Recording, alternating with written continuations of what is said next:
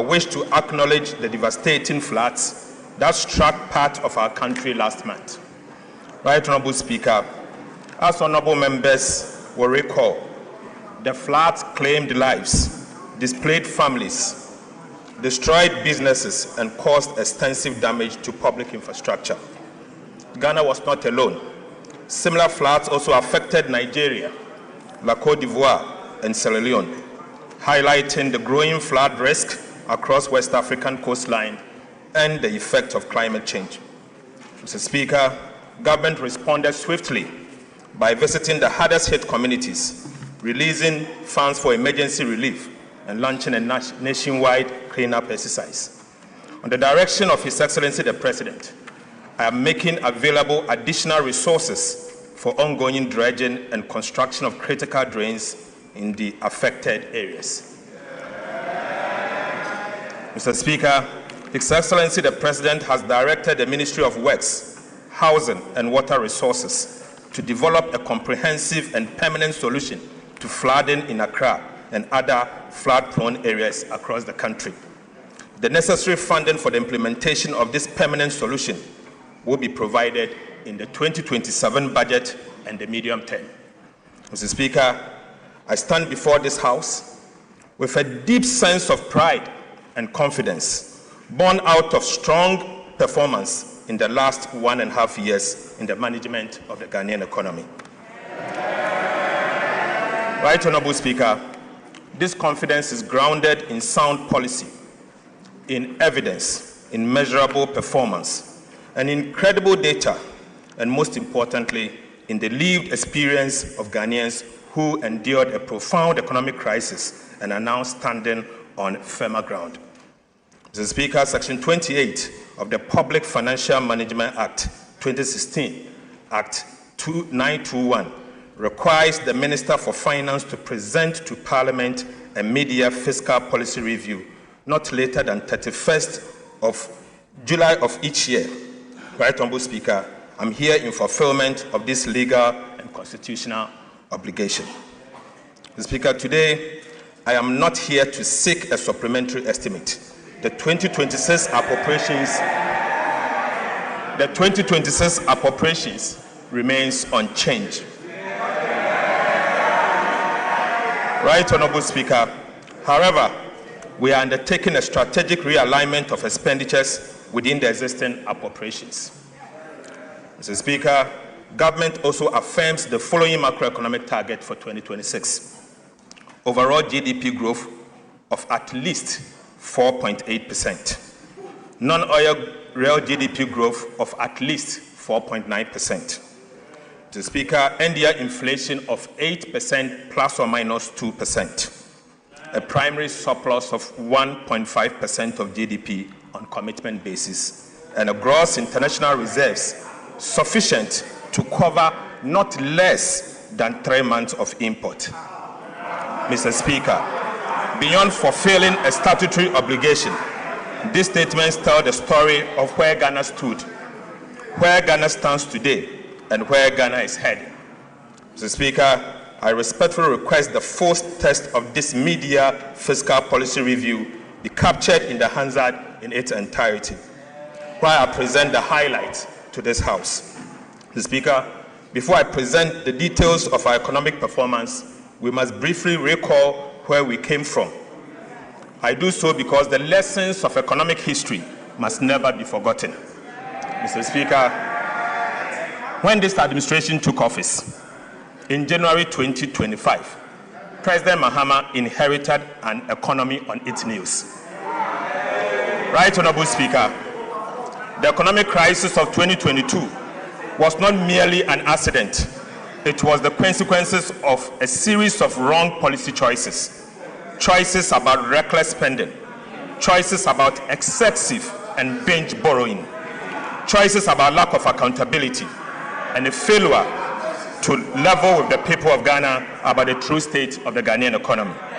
Mr. Speaker, the consequences of those wrong choices for the Ghanaian people were so severe. The cedi depreciated at levels never seen before, eroding savings, businesses, business capital, and purchasing power of millions of Ghanaians. Inflation exceeded 50%, dramatically increasing the cost of living and placing basic necessities beyond the reach of many people. Real disposable incomes declined sharply. Interest rates surged, making credit expensive for the private sector. Investor confidence collapsed. International reserves fell to extremely low levels. International credit rating agencies downgraded Ghana's sovereign debt to levels never seen in our history. Mr. Speaker, Ghana lost access to the international capital market. The previous government implemented most painful debt restructuring program that imposed crude and painful haircuts on domestic and external bondholders. Financial institutions and individual bondholders also suffered significant losses, with many losing their lifetime of savings. Even pensioners were not spared the burden of crude and painful haircuts under the DDP. The Speaker, and businesses closed or relocated, jobs were lost, and many households that had escaped poverty fell back into hardships. Mr. Speaker, this is an honest account of the economy and the one that His Excellency the President inherited. We recount this event not to dwell on the past, but to remind ourselves of the heavy price of fiscal indiscipline, excessive borrowing, weak accountability, and dishonest economic management. Mr. Speaker, Ghana must never be brought this low again. Right Honorable Speaker. Right Honorable Speaker. These painful experiences must strengthen our collective resolve to safeguard macroeconomic stability and ensure that such a crisis is never repeated. As a nation, we must internalize the true cost of economic mismanagement and commit ourselves to sound economic stewardship. Some lessons cannot simply be taught, they must be lived. But once learned, they must never be forgotten. Never again, Mr. Speaker. Mr. Speaker, this administration assumed office. When this administration assumed office, it moved swiftly and decisively to stabilize the economy and begin the work of national reconstruction. It was immediately clear that the old model of managing the economy had failed, and Ghana did not need incremental adjustment, but it needed structural reforms. We therefore took difficult but necessary decisions which were neither politically convenient nor painless. These decisions demanded our collective sacrifice, Mr. Speaker, but they were necessary to restore stability and rebuild confidence. Right Honorable Speaker, the progress Ghana is recording today did not happen by chance. Some have suggested that our recent macroeconomic gains are simply the product of good fortune. Others have attributed the recovery solely to the debt restructuring program or the IMF program inherited in 2025. But Mr. Speaker, I firmly disagree. Our recovery is as a result of superior economic management. Mr. Speaker, for emphasis, I firmly disagree. Ghana's recovery is as a result of superior economic management. Debt restructuring may create fiscal space, but it does not create fiscal discipline. Right Honorable Speaker, an IMF program may provide a framework, but it cannot substitute for sound policy, disciplined implementation, and political will. Sustainable economic recovery is built on good policy choices, competent economic management, and disciplined execution, and most importantly, courageous leadership. Mr. Speaker, the evidence before us is overwhelming. Ghana's recovery has been driven by a deliberate program of economic reforms implemented since President Mahama assumed office in January 2025. These reforms have strengthened public financial management, restored fiscal credibility, improved revenue mobilization, reduced fiscal risk, and reinforced macroeconomic stability. The results speak for themselves. Every major macroeconomic indicator has improved significantly.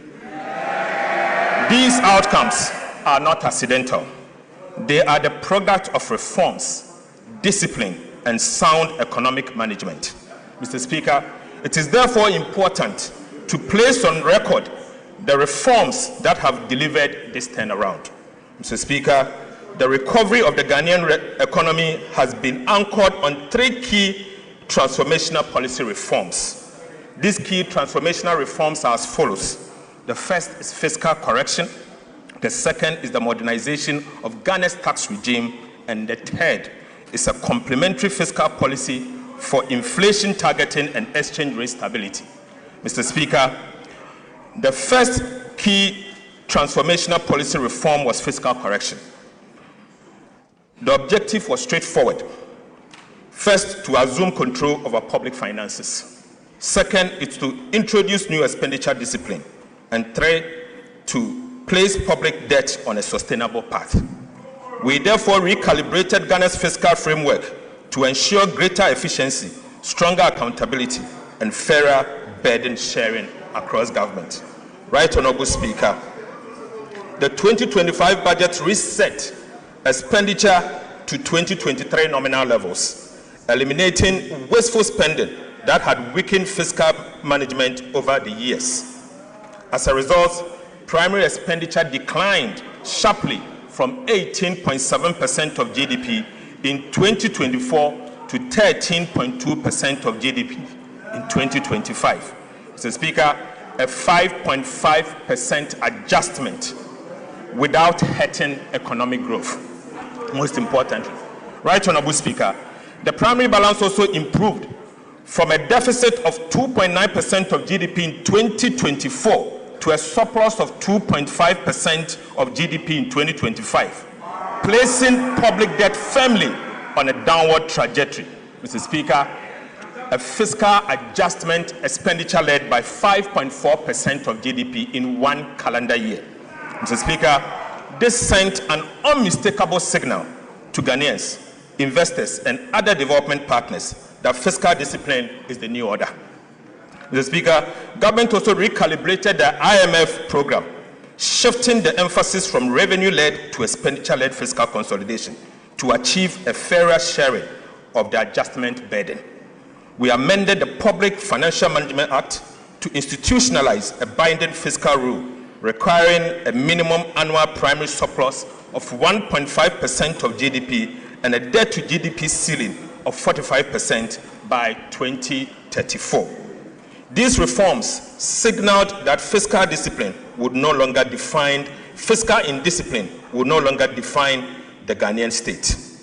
Mr. Speaker, aside, we established the Value for Money Office to strengthen expenditure efficiency, improve the quality of public expenditure, and ensure that every cedi spent delivers maximum value for the Ghanaian people. We established the Fiscal Council to strengthen fiscal oversight, transparency, and accountability. We undertook a comprehensive audit of government payables to eliminate irregular obligations. We also enforced expenditure control. Government amended the Public Procurement Act to require commitment authorization before procurement.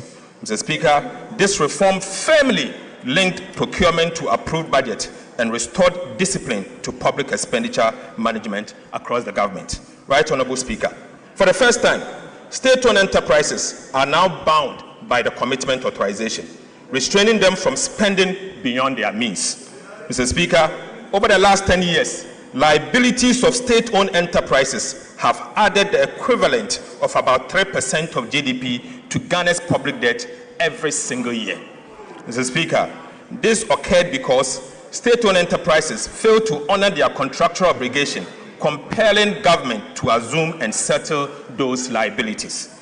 This contributed to the sharp rise in Ghana's public debt. As a result, Mr. Speaker, the resources that would have financed critical infrastructure were used to pay those SOEs' debt. This is part of the reason why Ghana's debt grew unsustainably without the bridges, roads, or hospitals to show for.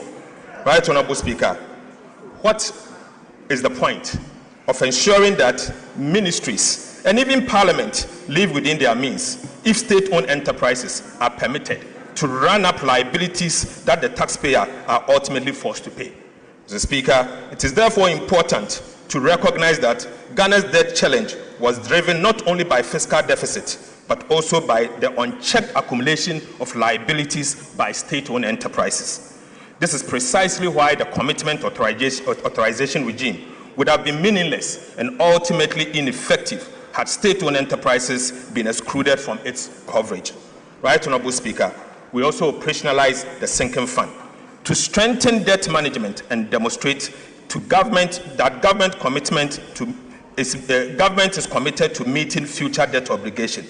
We restored genuine fiscal decentralization by ensuring that at least 80% of the district assembly's common fund is transferred directly to assemblies to support local development.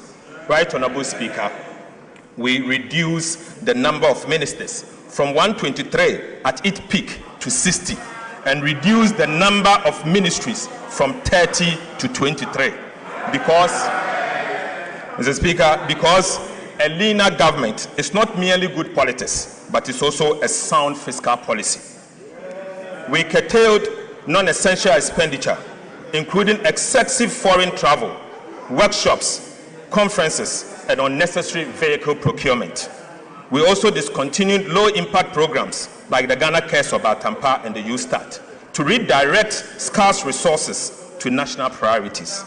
Mr. Speaker, the second key transformational policy reform was the modernization of Ghana's tax regime. The objective was very clear. First, to restore investor confidence. Second, to revive private enterprises. Third, to provide a relief to households and businesses, and also to increase domestic revenue through better policy, stronger compliance, and more efficient administration, not through higher tax reforms. We therefore abolished a number of nuisance taxes, including the following: e-levy, betting tax, COVID-19 health recovery levy, emission tax, VAT on motor insurance. Mr. Speaker, for the first time since 2015, we undertook comprehensive VAT reforms, removing distortions, improving efficiency, and strengthening compliance. More importantly, the reforms have left businesses with more working capital to invest, expand, and create jobs. We also introduced a sliding scale royalty regime for gold to ensure that Ghanaian people receive a fairer share of the economic returns from their natural resources. Right, Honorable Speaker, beyond tax policy, we introduced major customs reforms supported by artificial intelligence and other digital technologies to strengthen compliance, reduce leakages, and improve revenue mobilization. Since the introduction of the AI-powered customs reforms, monthly customs revenue has increased by approximately 17%, reflecting stronger compliance, more effective enforcement, and significantly reduced leakages. We also amended the misuse of the tax refund account, ensure that resources intended for legitimate tax refund was no longer used as a slush fund. Mr. Speaker, the results have been remarkable.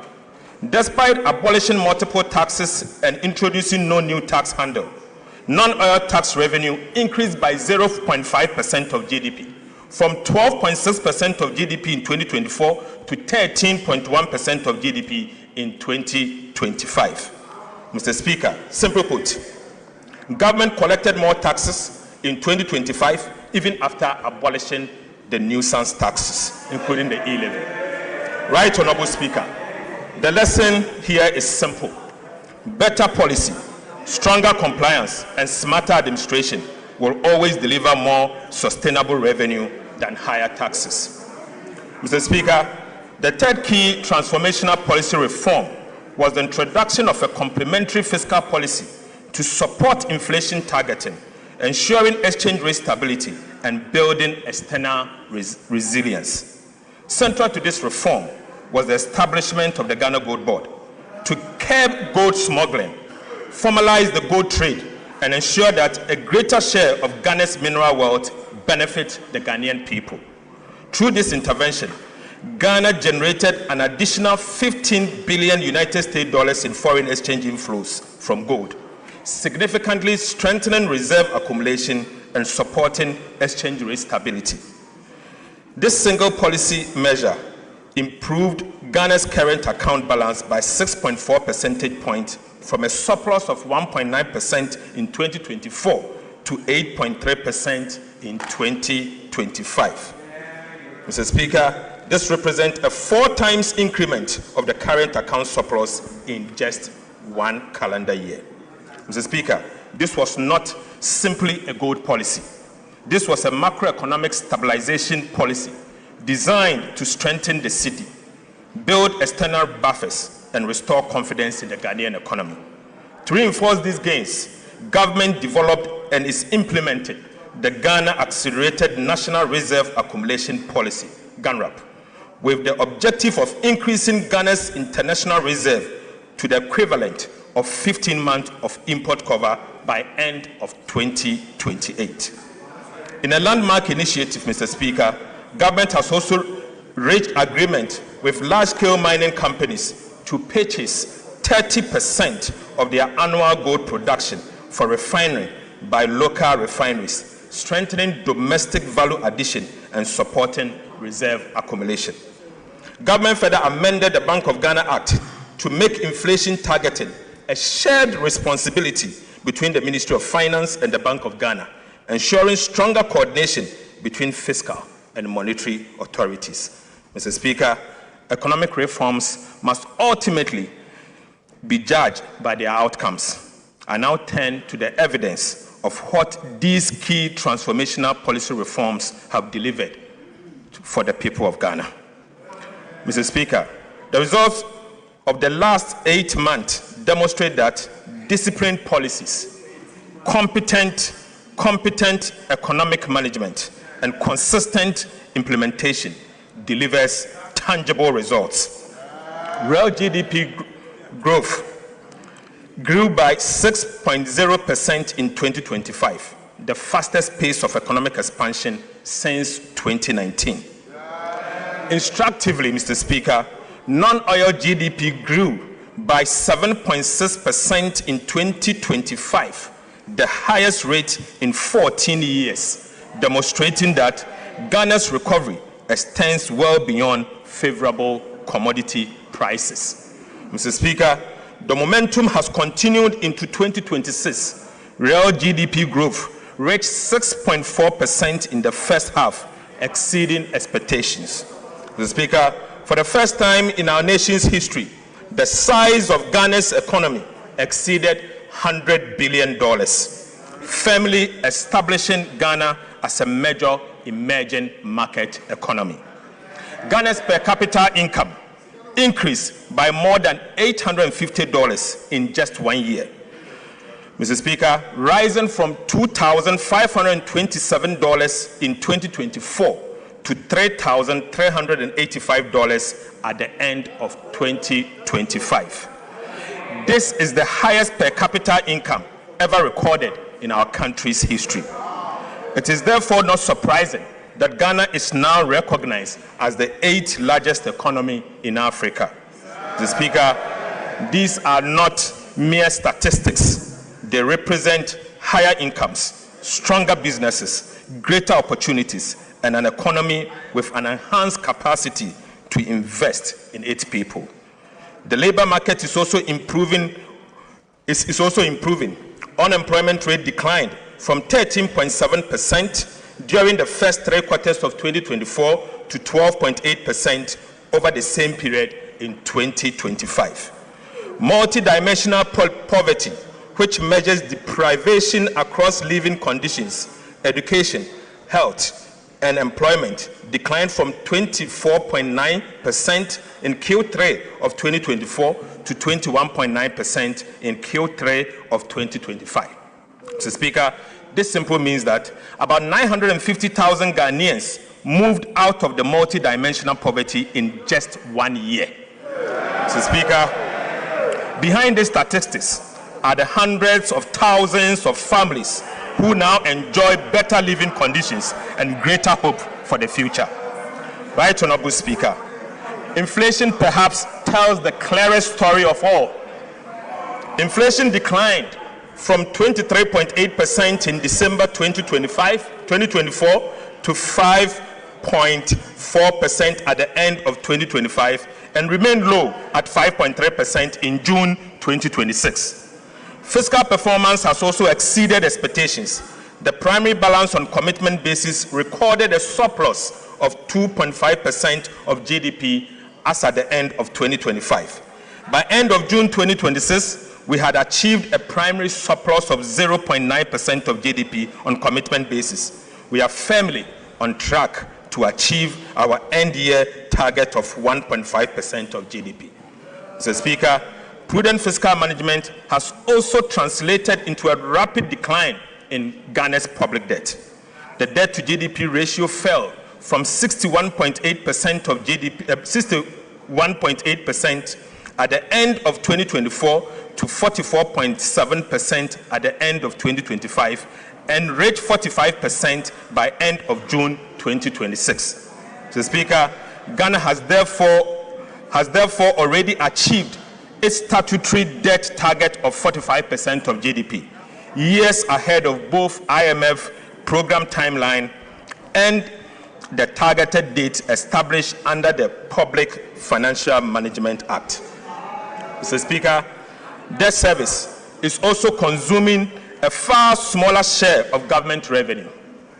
Debt service as a share of domestic revenue declined sharply from 55.7% in 2022 to 28.8% in 2025, freeing up billions of cedis for schools, hospitals, roads, and other national priorities. Mr. Speaker, for the first time since April 2014, Ghana's external and overall risk of debt distress has improved from high to moderate.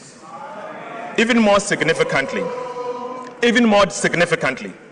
the joint World Bank IMF debt sustainability analysis has moved Ghana from unsustainable in 2023 to sustainable in 2025, and now for the first time ever to sustainable with room to absorb shocks. Honorable Minister, please, First Deputy Speaker to take the chair.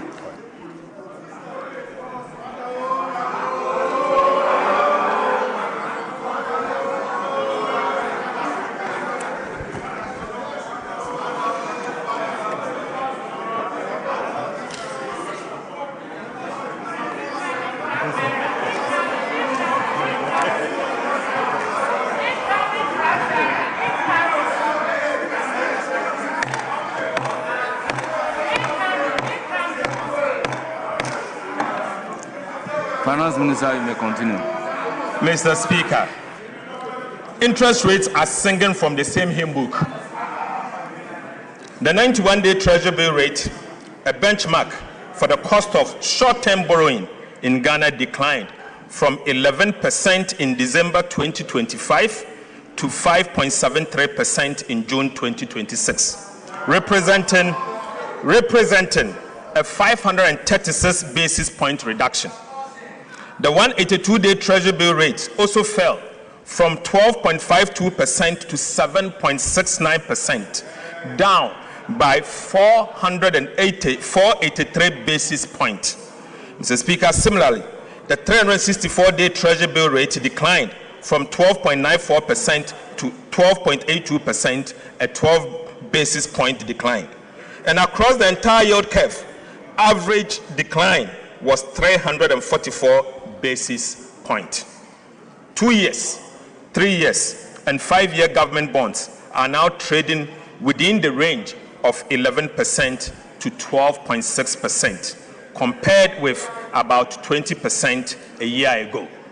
Right, Honorable Speaker, monetary policy rate has also declined by a cumulative 1,300 basis points, from 27% in January 2025 to 14% in July 2026. Mr. Speaker, these are not merely lower interest rates, they are lower borrowing costs for households and businesses, creating room for entrepreneurs to invest, expand, and create jobs. We have also made significant strides on the external front. The current account recorded a surplus of 8.3% of GDP in 2025 and has remained strong through the first half of 2026. the cedi appreciated by 40.7% against the United States dollar in 2025, reversing years of sharp depreciation and restoring confidence in the Ghanaian economy.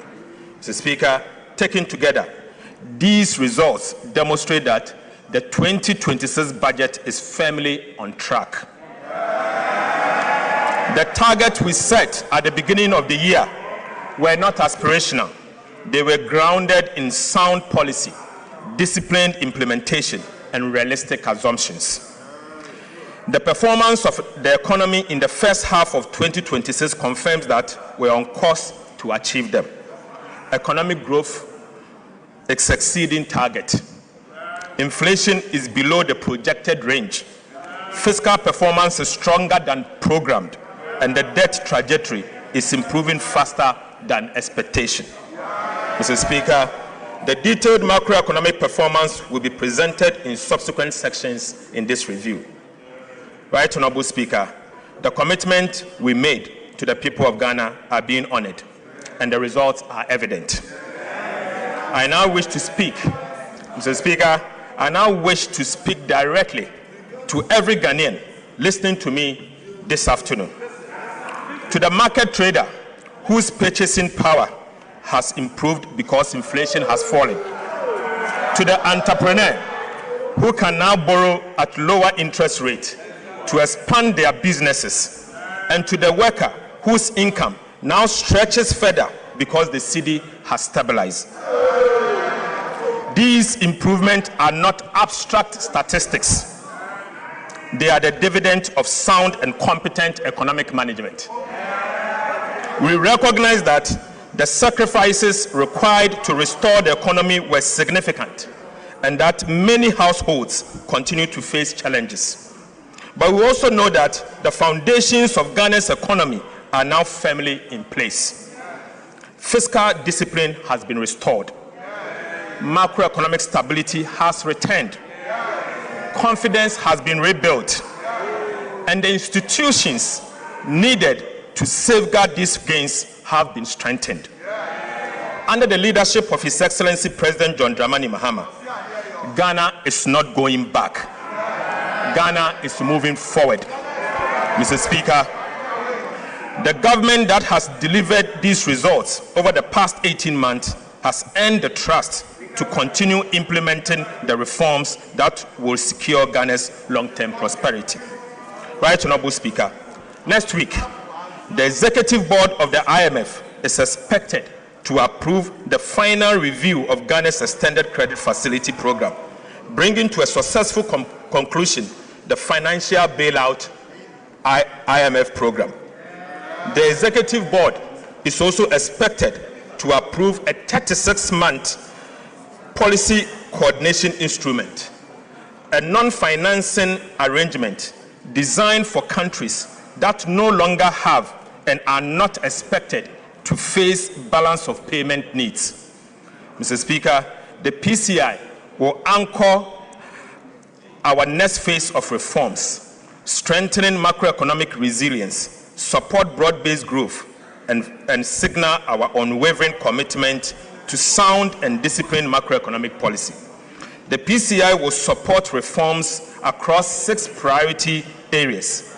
First is to maintain growth-friendly fiscal consolidation. Second is to preserve debt sustainability. Third is to strengthen fiscal transparency and governance. The fourth is to enhance monetary and exchange rate policy framework. The fifth is to reinforce financial sector stability. And finally, to promote economic diversity and inclusive growth. Mr. Speaker, we believe our strong implementation record, together with the successful execution of the PCI, will strengthen Ghana's path towards investment-grade status and enhance our ability to mobilize concessional and development financing for productive public investment. The PCI will include quantitative and 26 reform targets, monitored through semi-annual reviews to ensure sustained implementation of reforms that are critical to achieve our ambitious policy objective. Mr. Speaker, the details of the PCI targets are provided in detail in the media fiscal review document before the House. Right, Honorable Speaker, I now turn to macroeconomic performance for the first half of the year. Mr. Speaker, Ghana has not merely met its first half-year target, it has exceeded them. Mr. Speaker, overall GDP growth was 6.4% in the first quarter of 2026, well ahead of the 4.8% full-year target.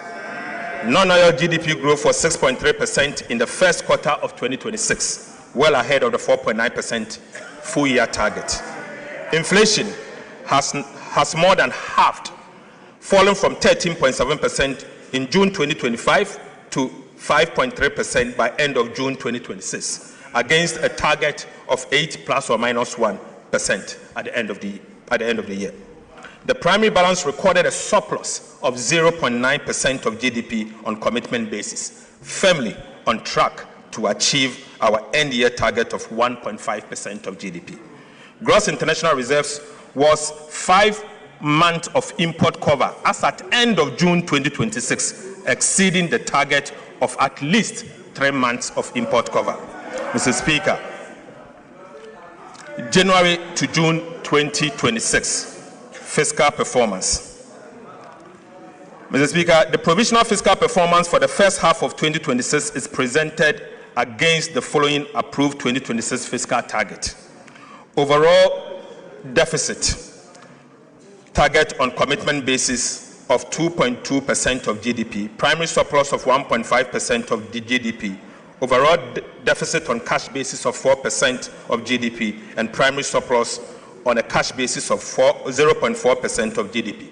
But Mr. Speaker, provisional fiscal outturn for the first half of 2026 was stronger than anticipated, indicating continued prudence in fiscal management and enhancing the government fiscal consolidation agenda. Non-oil tax revenue as at end of June 2026 was 6.4% of GDP compared to a target of 6.5% of GDP. Mr. Speaker, domestic revenue reached 7.7% of GDP by June 2026 compared to the target of 7.8% of GDP. Mr. Speaker, total revenue and grant reached 7.8% of GDP by June 2026 compared to a target of 7.9% of GDP. Total expenditure on commitment basis at the end of June 2026 was 8.0% of GDP against the half-year target of 9.9% of GDP. Primary expenditure, which excludes interest payment, was 6.6% of GDP by June 2026 compared to half-year target of 8.1% of GDP. Interest costs at 1.3% of GDP as at the end of June 2026 against the half-year target of 1.8% of GDP, indicating that we have saved on interest about 0.5% of GDP, reflecting lower interest rates and improved debt management. Mr. Speaker, this performance reflects the resolve of this administration to make difficult decisions, implement them consistently, and maintain unwavering fiscal discipline. Mr. Speaker, I now move to public debt. At the end of June 2026, domestic debt accounted for 54.4% of Ghana's total public debt portfolio, while external debt accounted for 45.6%. On the 17th of February 2026, government honored the 6th domestic debt exchange program coupon payment of 10.1 billion on time and in full. Mr. Speaker, the 7th DDEP coupon payment of 10.8 billion cedis falls due on the 18th of August 2026. Let me use this opportunity to assure this House that it will be paid on time and in full. Mr. Speaker, since January 2025, the government has paid a total of $2.1 billion in principal and interest to Eurobond holders without placing undue pressure on Ghana's foreign exchange reserves. Right, Honorable Speaker, there was a time when the world doubted us. Today, every payment made on time answers that doubt, assuring bondholders in London, pension funds in New York, and investors at home that our word is our bond. Payment after payment, coupon after coupon, Ghana is proving one thing beyond dispute. We now keep our word. We now keep our word. That is how market confidence is rebuilt, not through speeches, but through repayment. Mr. Speaker, financial markets have delivered their verdict on Ghana's disciplined fiscal policies and prudent debt management. Right, Honorable Speaker, borrowing costs are down by half. In other words, government is borrowing less. That alone has saved us, this country, 4.2 billion cedis in just 6 months. Mr. Speaker, as Treasury bill rates decline, lending rates across the banking sector are also falling, making it cheaper for households, entrepreneurs, and businesses to borrow, invest, and expand, and at the same time, create jobs. Mr. Speaker, Ghana's Eurobond yields have fallen by about 300 basis points since the beginning of the year. This is not just a number. It is the market vote of confidence in our economy and our reforms. 3 years ago, Mr. Speaker, Ghana could not borrow on the international capital market at any price. Today, the market is inviting us back, but we are not in hurry. We are not in hurry. Right, Honorable Speaker, 3 years ago, Ghana could not borrow on the international capital market at any price. Today, the market is inviting us back, but I want to assure you, we are not in hurry. 3 years ago, unsustainable debt defined our crisis. Today, our debt to GDP ratio has fallen to 45% and still declining, ahead of every target. Mr. Speaker, the work is not finished, and the PFM debt rule requires continuous vigilance. But the direction is right, the momentum is real, and the foundation is solid. Solid. Mr. Speaker, Ghana's external debt restructuring, initiated after the sovereign debt default of 2022, is now at its final stage. In just 3.5 years, Ghana has moved from default to credibility, from debt distress to debt sustainability, from market exclusion to a renewed investor confidence. This is an achievement every Ghanaian can be proud of. Mr. Speaker, following the 2022 public debt default, government could not borrow long-term in cedis and relied heavily and solely on treasury bills to finance the budget.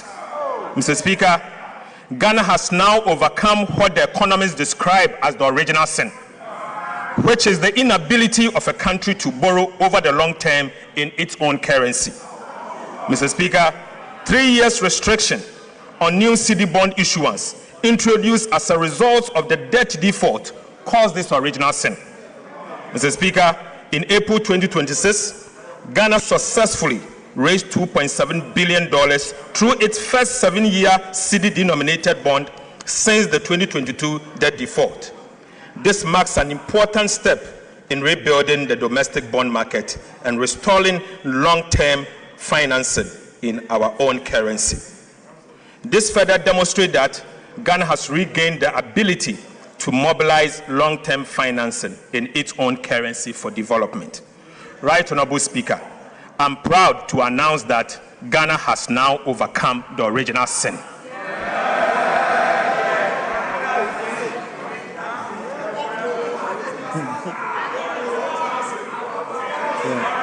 Mr. Speaker, we have overcome the original sin.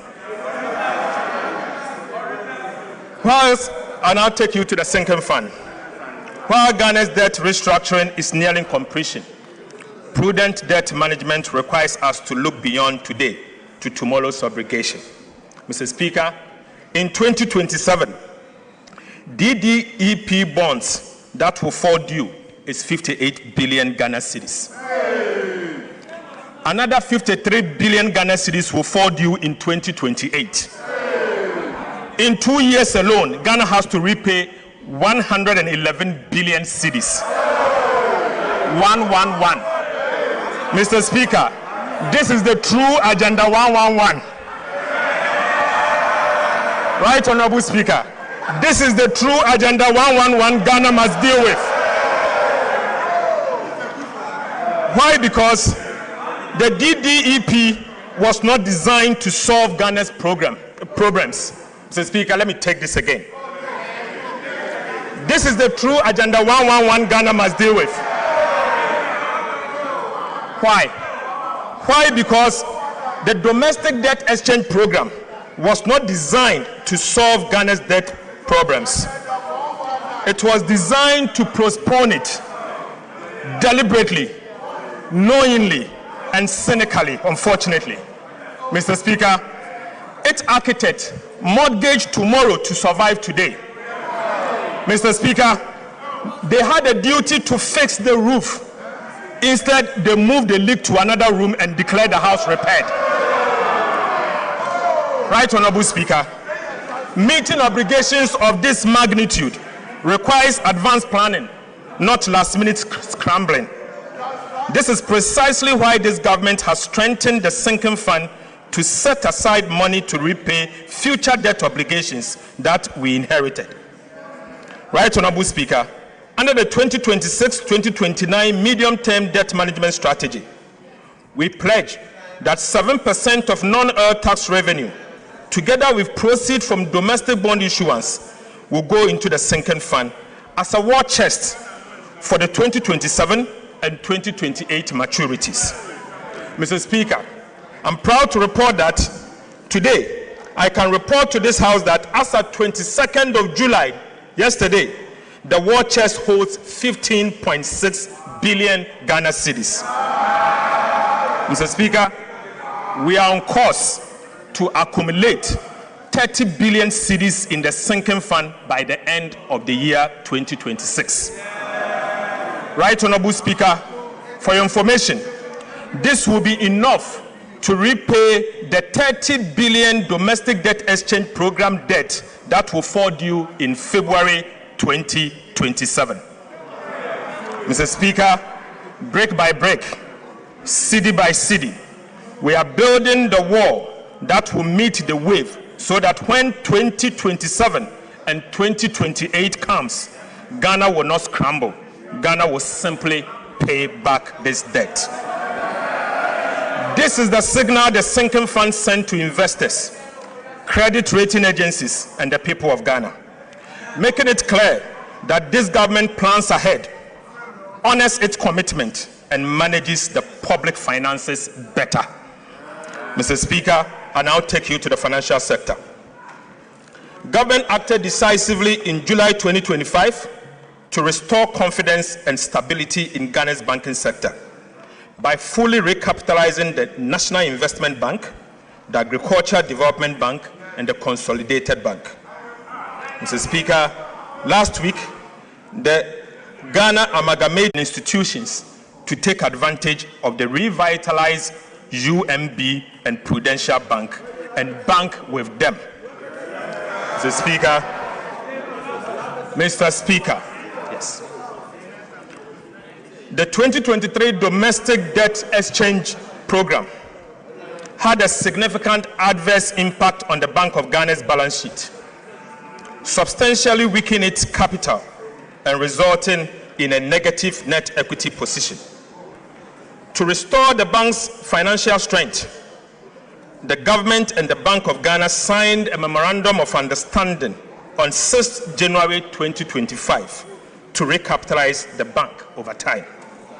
Consistent with the commitment in the MOU, and as a result of this government resolve to restore the bank's financial position, government issued a recapitalization bond to the Bank of Ghana of $5.5 billion as cedis to the Bank of Ghana in March 2026 to strengthen the bank's equity base. Mr. Speaker, going forward, the government of Ghana will make annual provision to capitalize the Bank of Ghana until the bank's equity is fully restored, in accordance with the Bank of Ghana Amendment Act 2025, Act 1158. Mr. Speaker, whilst government is helping to restore the Bank of Ghana's capital, the bank itself will undertake a comprehensive operational efficiency review to reduce costs, strengthen financial management, and rebuild its long-term financial sustainability. Mr. Speaker,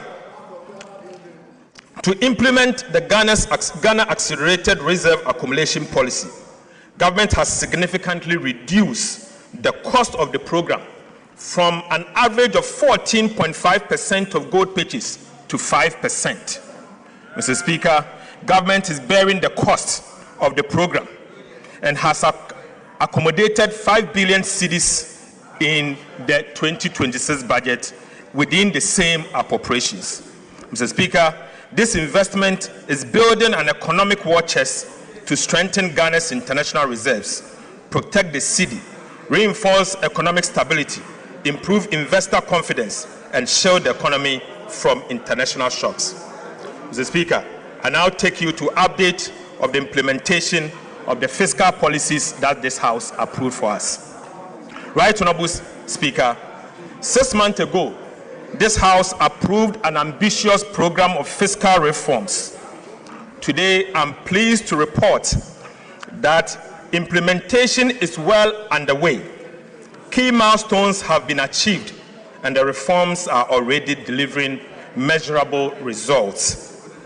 On the revenue side, government is targeting an increase in non-oil tax revenue from 13.1% of GDP in 2025 to 14.1% of GDP in 2026, 1% increase, through improved compliance, broader tax basis, and enhanced revenue administration, and not through higher taxes. Mr. Speaker, we will achieve it.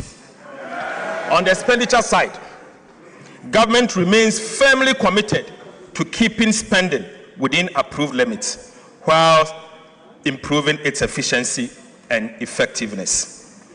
Mr. Speaker, I now take you to the individual tax reforms. Mr. Speaker, this government introduced the most ambitious reforms to Ghana's VAT system in over a decade to eliminate long-standing distortions, improve efficiency, and support business growth. We abolished COVID-19 health recovery levy. We decoupled Get Fund levy and the National Health Insurance levy from the VAT base, making both eligible for input tax deduction. We reduced the effective VAT rate from 21.9% to 20%. We abolished VAT on recognizance and prospecting for minerals. We raised VAT registration threshold from 200,000 to 750,000, relieving thousands of micro and small businesses of the obligation to register for and charge VAT. And we extended the zero rating of locally manufactured textiles to 2028.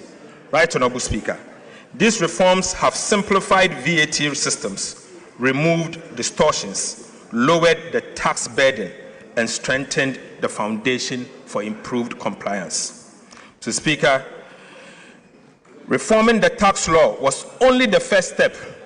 Government is now leveraging technology to transform revenue administration and improve compliance. The cross-border technology solution for collecting VAT from non-resident platforms was successfully piloted in April 2026. The pilot confirmed that the system is functional, stable, secure, and compliant with regulatory requirements. Government is now moving decisively to secure the necessary regulatory approval for its nationwide rollout. Upon full deployment, Mr. Speaker, the system is projected to generate about 2.3 billion Ghana cedis in its first full year of operation, with revenue expected to grow by about 20% annually. Mr. Speaker, This is sustainable revenue without increasing tax rate. It simply ensures that cross-border digital platforms earning income from Ghanaian customers pay their fair share of taxes. Mr. Speaker, government is also rolling out fiscal electronic devices to strengthen VAT compliance and improve the monitoring of taxable transactions. The pilot phase is at an advanced stage. To encourage participation and improve compliance, government will also introduce the VAT reward scheme, under which customers who obtain valid VAT invoice will qualify for periodic reward. This will actively involve every Ghanaian in protecting the nation's tax base. Mr. Speaker, this is how a tax culture is built, not through fear, but through participation, transparency, and reward. Right Honorable Speaker, the concept of fiscal electronic device was first proposed by the previous NDC administration in 2026. But Mr. Speaker, the previous NPP administration deserves commendation for enacting the necessary enabling legislation. Mr. Speaker, the taxation, the use of Fiscal Electronic Device Act 2018, Act 999, laying an important legal foundation for this reform. Mr. Speaker, 8 years on, this government is taking the decisive step of implementing the reforms. You did it. We implemented. Mr. Speaker, for emphasis, the enabling legislation, the taxation, the use of Fiscal Electronic Device Act 2018, Act 966, was introduced in 2018 by the previous NPP administration. Mr. Speaker, I just want to use this opportunity to commend them. 8 years on, this government is taking the decisive step of implementing the reform. Mr. Speaker, with your leave, the chairman and the ranking members of the Finance and the Budget Committee of Parliament have been invited to provide strategic oversight for the implementation of this important national reform. Mr. Speaker, Mr. Speaker, Ghana currently loses an estimated 60% of its potential VAT revenue through non-compliance and systemic inefficiencies. This is unacceptable. Losing 60% of the VAT that you are supposed to collect to develop your country. Mr. Speaker, this is unacceptable. It cannot continue, and under this government, this will not continue. I call on Parliament to support government to crack down on businesses and individuals who collect VAT from taxpayers and keep it instead of remitting it to the state. Mr. Speaker, fiscal electronic devices will help improve VAT collection, reduce revenue leakages, and ensure that businesses account properly for VAT they collect. Mr. Speaker, government has completed a comprehensive review of the Customs Act and the Excise Act. The bills are being laid before this House as part of the Media Fiscal Policy Review. I respectfully urge honorable members to give Customs and Excise Bill the expeditious consideration it deserves, so that these important reforms can be implemented without delay. Right Honorable Speaker, trade facilitation must never become a vehicle for tax evasion.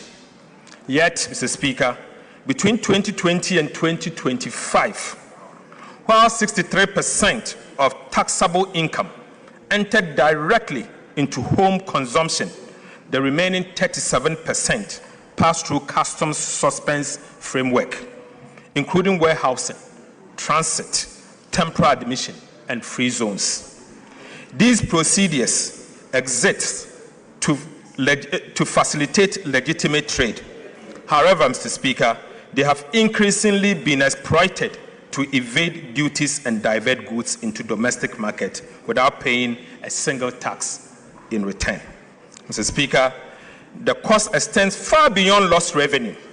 Honest Ghanaian businesses and manufacturers are being forced to compete with imported goods that entered the domestic market through tax evasion. Mr. Speaker, this is not fair competition. It is an unfair burden on every law-abiding Ghanaian businesses. It must end. I must end now. Mr. Speaker, the customs bill before this House introduced bold reforms to close these loopholes and restore the integrity of Ghana's customs administration. To curb the abuse of warehousing, Mr. Speaker, government will introduce statutory maximum warehousing period as follows. Perishable goods, 3 months. General goods, 6 months. Raw materials, 12 months. Re-warehousing, Mr. Speaker, will be restricted to a maximum of 6 months, ending the practice of rolling warehousing. In addition, every bonded warehouse will be required to operate electronic inventory system linked to customs to enable real-time monitoring and audit control. Mr. Speaker, these are not merely administrative adjustments. They are structural reforms designed to accelerate revenue collection, reduce port congestion, improve compliance, and provide greater certainty for legitimate businesses. Government is also introducing the first port duty rule. Under this reform, Mr. Speaker, duties and taxes on goods declared for transit will become due at the first port of entry, removing one of the biggest avenues for false declaration and revenue leakages. Mr. Speaker, this simply means, Mr. Speaker, if you are to bring in something and you are to inform the customs official that the goods is destined to say Burkina Faso customs will be at the Tema port to collect their taxes before you move. This will end the practice of Aponchi break. Mr. Speaker, Right Honorable Speaker, appropriate customs to customs arrangement with destination countries will ensure that legitimate transit trade continues seamlessly whilst protecting Ghana's revenue.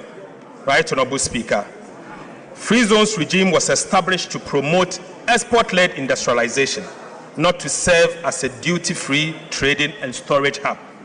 Unfortunately, over the time, that objective has been undermined by abuse of the regime and weak controls over the use of raw materials. Ghana's free zones will once again serve their original purpose, build domestic industry, expand export, and create quality jobs for Ghanaians. Mr. Speaker, government will also strengthen import declaration and valuation by mandating the use of appropriate tax identification number for all importers. Mr. Speaker, downstream petroleum operations have for too long operated with fragmented controls and weak integration into customs systems. Mr. Speaker, bunkering and ship stores regime have consequently become vulnerable to diversion, under declaration and smuggling.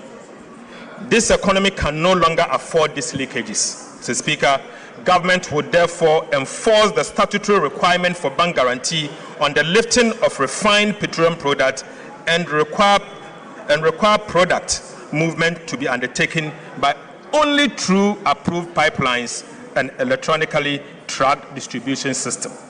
Mr. Speaker, government will also remove the tax exemption on bunkering services in line with international practice to curb smuggling, strengthen compliance, and protect much-needed revenue. Right Honorable Speaker, I now take you to excise duties. The evidence for reform is equally compelling in the area of excise duties. Analysis of wine and spirit imported between 2023 and 2025 shows a taxable revenue of over 5 billion Ghana cedis. However, about 78%, worth 4 billion Ghana cedis, entered customs procedures such as warehousing and transit. In other words, almost 4 out of every 5 cedis of the potential excise tax based on wine and spirit escaped the tax net. Mr. Speaker, only 1 cedi out of every 5 cedi was subjected to excise duty. That is neither efficient nor sustainable, and this must change. The excise duty bill before this House introduced a comprehensive package of reforms to close these leakages. Mr. Speaker, we will crack down this leakage. Right Honorable Speaker, specifically, government will introduce a hybrid excise system combining value-based and quantity-based taxation for wines and spirits to eliminate persistent undervaluation and misclassification and ensure a minimum level of tax is paid regardless of the declared value. Mr. Speaker, we will review the existing sliding scale excise rates for beer and stout products to better align them with government revenue objectives while preserving the incentive for local production. Right Honorable Speaker, strengthening compliance through mandatory electronic registration of stockists, a nationwide track and trace system, penalties of up to 3 times the excise duty for tampering, and enforcing the law on requiring bank guarantees, and abolishing, Mr. Speaker, the payment of 20% excise duty on locally manufactured fruit juice. Mr. Speaker, we will abolish the 20% excise duty on locally manufactured fruit juices introduced in 2023. Right Honorable Speaker, this is to support agro-processing and job creation. Mr. Speaker, I now take you to the Publican AI trade solution. Technology is already transforming customs administration. The Publican AI trade solution was fully deployed in March 2026, and the results has been remarkable. Mr. Speaker, between the pilot phase, January and February, and the full rollout phase, March to 17 July 2026, the Publican AI trade solution increased assessed customs collection by over $300 million, representing 17.5% uplift over the values originally declared by importers. Mr. Speaker, Publican increased the aggregate declared costs, insurance and freight value of imports by approximately 6.3%, but increased the assessed collection by 17.5%. Since deployment, Mr. Speaker, the system has analyzed approximately 366,000 import declarations, nearly 1 in every 4, representing 20 April 2026, 72.5 million in May, and 55.82 million in June, and 35.17 million for the first 17 days of July.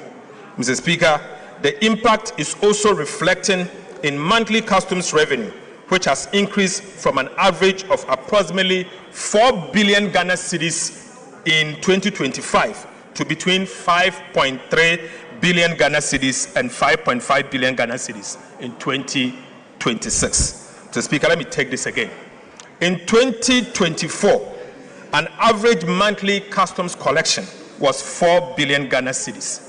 Today, the average monthly customs collection has moved to 5.3 billion cedis to 5.5 billion Ghana cedis. Despite the significant appreciation of the cedi and no major increase in volumes. Mr. Speaker, I have included some of the cases identified by the Publican system in the media review document. Mr. Speaker, it is mind-blowing.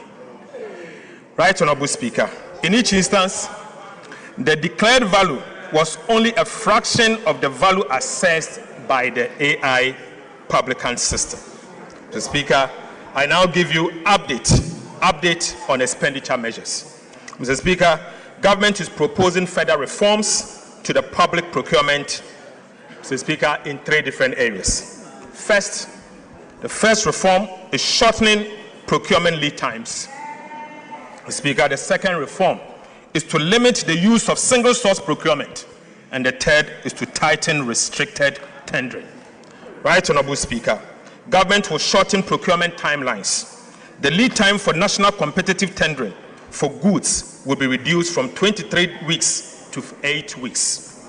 Mr. Speaker, international competitive tendering for works will be reduced from 27 weeks to 14 weeks. Mr. Speaker, competitive tendering must remain the norm. Restricted tendering and single source procurement must be the exception. Government will therefore tighten the rules governing these exceptional procurement methods, strengthening oversight and improve accountability to ensure greater transparency and better value for money.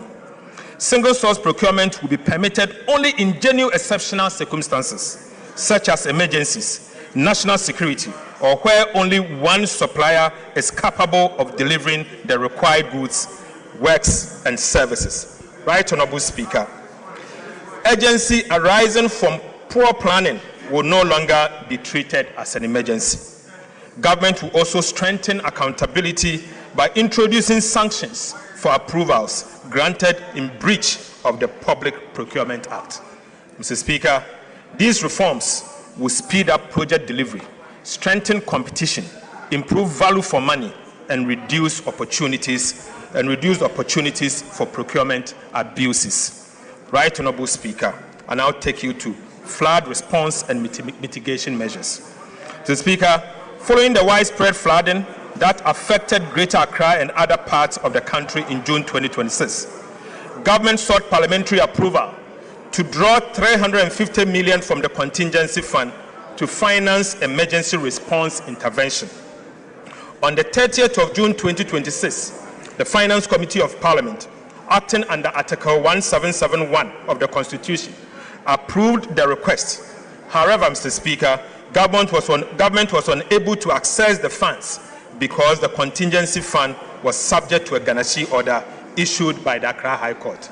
Mr. Speaker, given the urgency of protecting lives, providing humanitarian relief to affected communities, and restoring critical infrastructure, government reallocated $350 million from the contingency vote under the control of the Minister of Finance in the 2026 budget to the Disaster Management Committee under the Ministry of Interior to finance the emergency responses.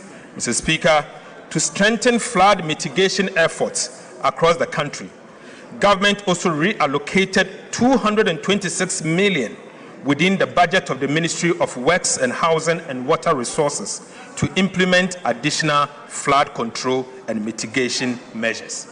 Mr. Speaker, government is committed to improving urban mobility and providing safe, reliable, and affordable public transport for Ghanaians. To this end, government is reallocating 400 million Ghana cedis for the acquisition of high-occupancy buses to strengthen the fleet of state-owned transport companies, including Metro Mass Transit and the State Transport Company. Mr. Speaker, this intervention will expand public transport capacity, particularly along high-demand urban and intercity routes, reducing long passenger queues during peak hours, and provide commuters with more reliable and efficient alternative to private vehicles. Mr. Speaker, I now take you to the update on key policy initiatives that this House approved. Right, Honorable Speaker, I now report on the implementation on some of the government key policy initiatives during the first half of 2026. First, Mr. Speaker, Ghana's crude oil production declined sharply from 71.4 billion barrels in 2019 to about 36 million barrels in 2025. To reverse this decline, government has introduced investor-friendly reforms that have already secured more than $3.5 billion in new investment commitment from the Jubilee and OCTP partners. Right, Honorable Speaker, these reforms are already delivering results. Oil production has exceeded expectation this year, with Jubilee increasing from a projected 68,000 barrels to about 95,000 barrels per day. Mr. Speaker, while Sankofa is now producing about 28,000 barrels per day. Mr. Speaker, gas production has also increased from 245 million to about 282 million standard cubic feet per day. And, Mr. Speaker, a new agreement with the OCTP partners will increase gas production further to 350 million standard cubic feet per day. Government is also updating the laws governing the upstream petroleum sector to make Ghana more attractive for investment, with a proposed amendment to be submitted to this Parliament before the year end. Right Honourable Speaker, Government remains firmly committed to its gas to power strategy, which is replacing expensive light crude oil with cleaner and cheaper natural gas. This transition is expected to reduce electricity generation costs by at least 75%. I am pleased to report that by the end of June 2026, Government has increased gas supply for power generation by an additional 35 million standard cubic feet per day, bringing total supply to about 490 million standard cubic feet of gas per day.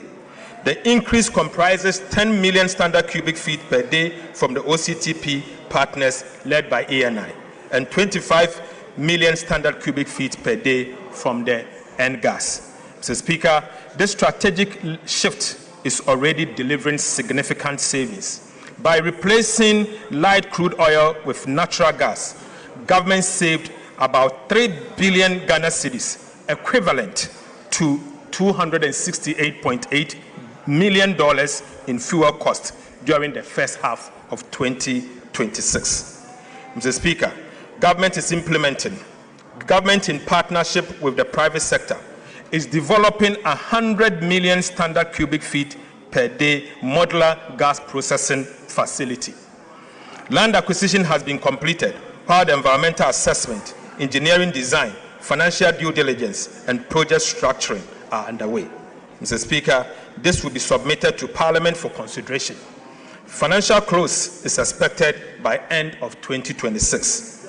Right Honourable Speaker, the project is expected to create nearly 1,000 jobs and generate about $2 billion in benefit to the state over the next 5 years through fuel savings, foreign exchange savings, taxes, levies, and dividend. Mr. Speaker, I now report on our 1,200 megawatt state-owned power plant. Right Honourable Speaker, Government is also developing a 1,200 megawatt state-owned combined cycle gas-fired power plant at Kafudidi Abrobano in the Commander Edna Egwafo Ebrim municipality. Mr. Speaker, feasibility studies have confirmed the project viability, with environmental engineering and permitting processes progressing steadily. The first 600 megawatt phase is expected to be commissioned in 2028. Right Honourable Speaker, to reduce costs, Government secured the gas turbines directly from GE Vernova, achieving savings of between 35% and 45% compared with third-party procurement. Right Honourable Speaker, the project will lower electricity generation costs, help reduce electricity tariff by 10 to 20%, and create more than 2,000 direct and indirect jobs during the first phase. Mr. Speaker, I now take you to the big push.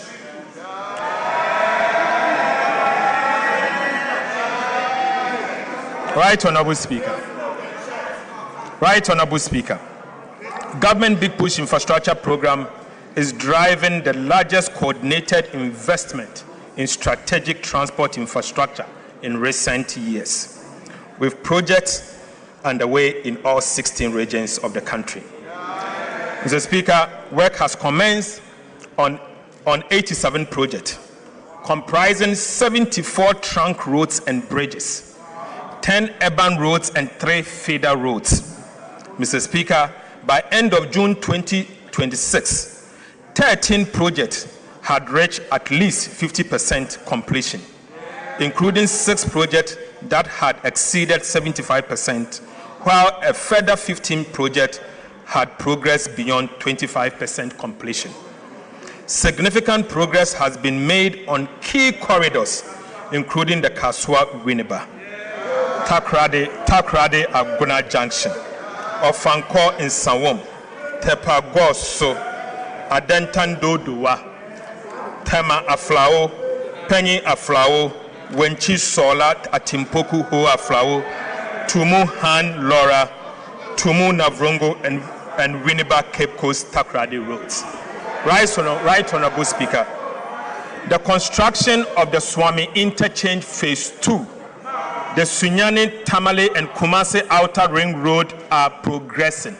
Mr. Speaker, feeder road projects in the Eastern Volta region are also improving access to farming communities and market access. During the second half of the year, government will fast-track project nearing completion. Mr. Speaker, improve contractor performance and remove bottlenecks to ensure they are completed on time. Right Honorable Speaker, I take you to the Accra-Kumasi Expressway. Mr. Speaker, the Accra-Kumasi Expressway remains the flagship under the Big Push program. It involves the construction of 176-kilometer, 6-lane bi-directional expressway linking Ghana's two largest commercial cities. When completed, Mr. Speaker, the expressway will reduce travel time between Accra and Kumasi to about 2 hours. Improve road safety, ease congestion, lower transport costs, and feature modern interchanges, bridges, intelligent transport system, electronic tolling, emergency response facilities, and rest spots. Mr. Speaker, government has made substantial progress in the project preparation. As of 22nd July 2026, yesterday, the Ghana Armed Forces have cleared 122 kilometers, representing about 70% of the 120-meter wide right-of-way in just 12 weeks. Mr. Speaker, the entire corridor is expected to be cleared by the first week of September 2026. Right Honorable Speaker, compensation assessment, environmental studies, engineering design, feasibility works are progressing simultaneously. The feasibility study and detailed engineering design are expected to be completed by end of August 2026, next month.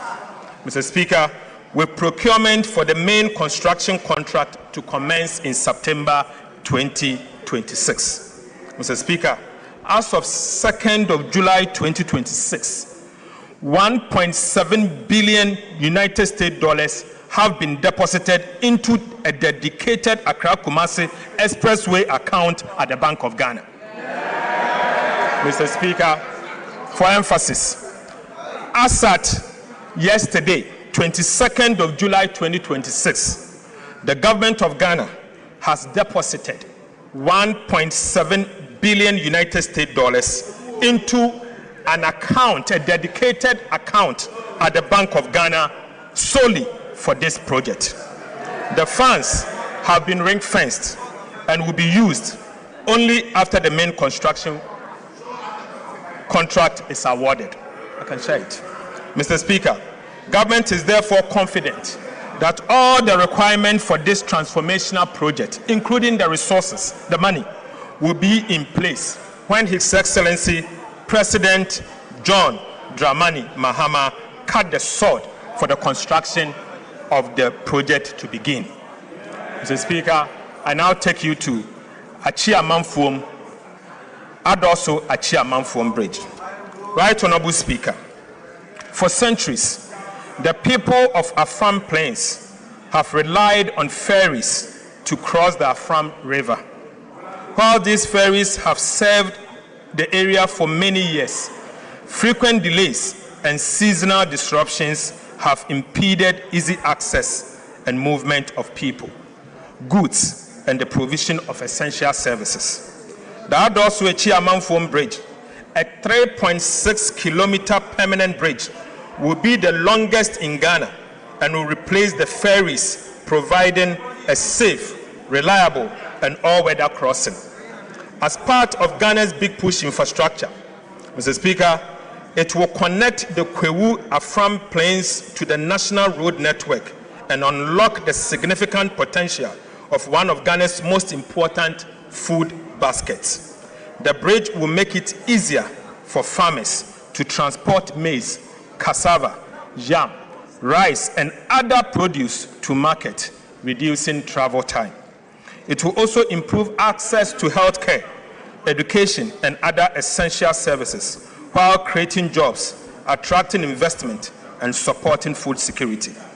Expected to be completed by end of 2028, the Adorso-Echi Amanfum Bridge is a gateway to opportunities, bringing communities closer to markets, services, and better future. The Speaker, the Dambai Bridge.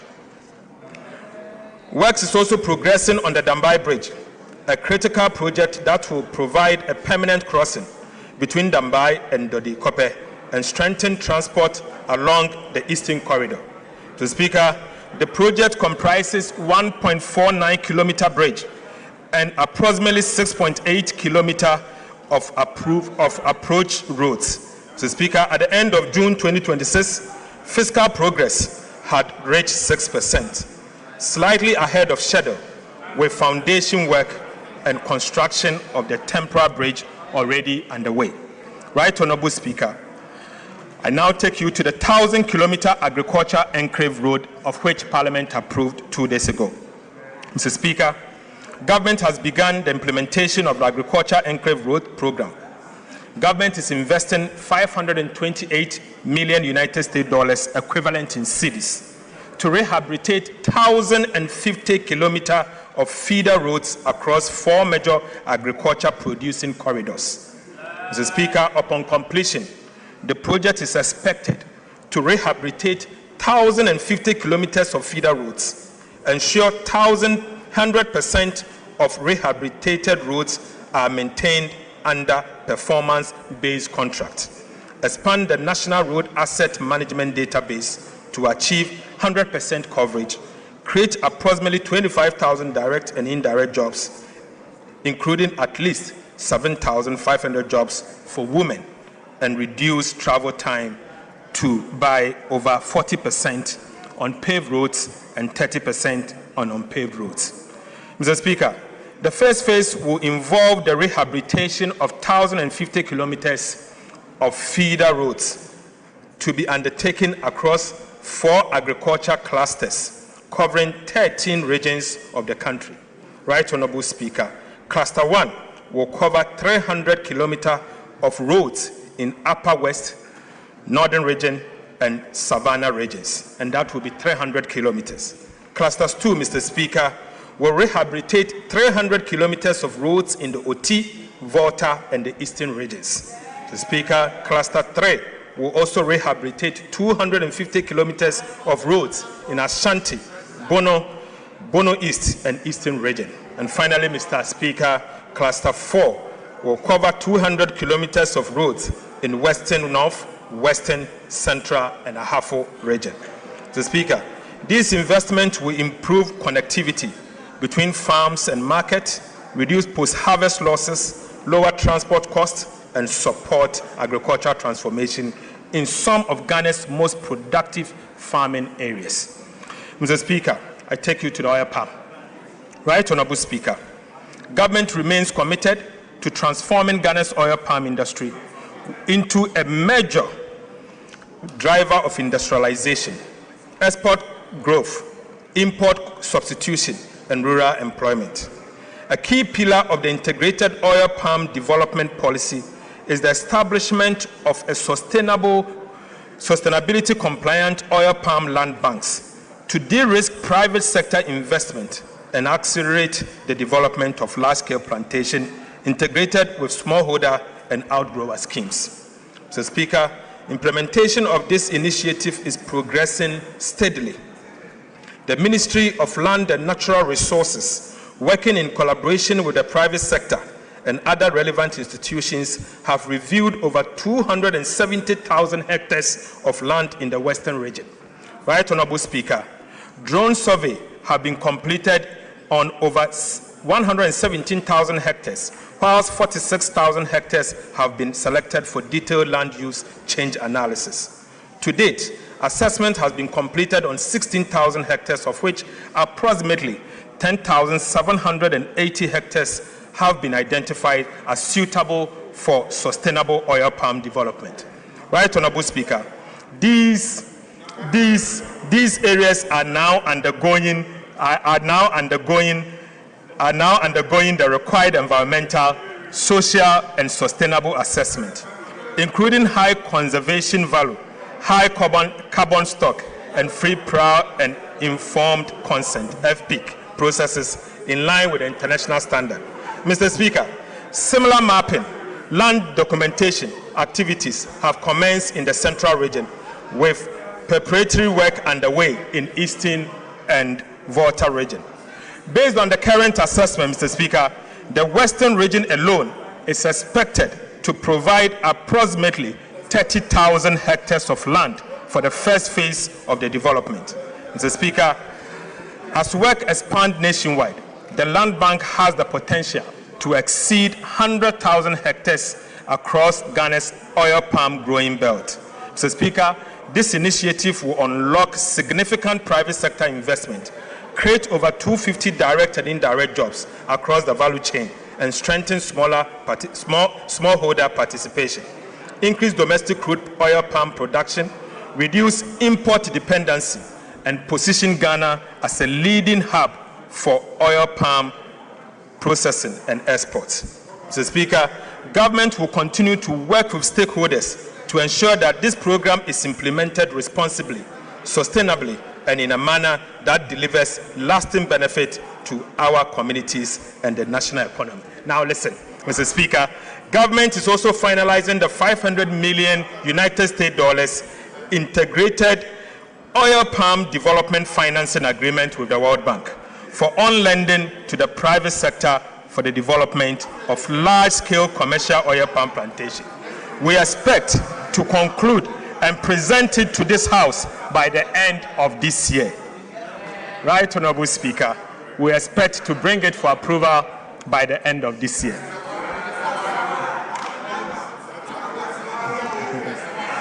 Right, Honorable Speaker, as part of Government Feed Ghana program, we have commenced the establishment of the 50 farmer service centers across the country to improve farmers' access to mechanization and extension services. To support this initiative, government has deposited 551 million Ghana cedis into an escrow account at the Bank of Ghana to establish the letters of credit for the procurement of 1,840 units of agricultural machineries and equipment. These include tractors, trailers, power tillers, plows, cultivators, seed drills, sprayers, fertilizer spreaders, and combine harvesters, which will significantly improve farm productivity, reduce production costs, and enhance food security. Mr. Speaker, cocoa sector reforms. Right, Honorable Speaker, the cocoa sector remains a cornerstone of Ghana's economy. Mr. Speaker, Ghana is serving as a major source of export earnings and livelihood for millions of Ghanaians, particularly in rural Ghana. Mr. Speaker, since the enactment of the Ghana Cocoa Board Act 1984, PNDC Law 81, the Ghana cocoa industry has undergone significant transformation. To modernize the governance and financing of the sector, government will submit a new Cocoa Board Bill to Parliament to repeal and replace the Ghana Cocoa Board Act 1984, PNDC Law 81. Mr. Speaker, the proposed legislation will introduce a new producer pricing mechanism that aligns producer price with movement in international cocoa price, exchange rate development, and other relevant market conditions. We will also guarantee the cocoa farmer not less than 70% of gross free on board price. Mr. Speaker, we will also seek to establish a new financing framework for cocoa purchases and related operations and restore the long-term financial sustainability and operational efficiency of Ghana Cocoa Board. The bill will also ensure that not less than 50% of cocoa beans produced in Ghana is processed here in Ghana. Mr. Speaker, we will also restrain Ghana Cocoa Board from taking part in quasi-fiscal activities. Right Honorable Speaker, Mr. Speaker, these reforms will place Ghana's cocoa sector on a stronger financial footing, improve returns to cocoa farmer, ensure value addition, and position the industry for sustainable long-term growth. Mr. Speaker, I now take you to transforming secondary education and eliminating the double track. Mr. Speaker, the government of Ghana the education remains one of the most powerful investments we can make in the future of our country. Government is therefore taking bold steps to transform secondary education through a $300 million United States dollar World Bank financing.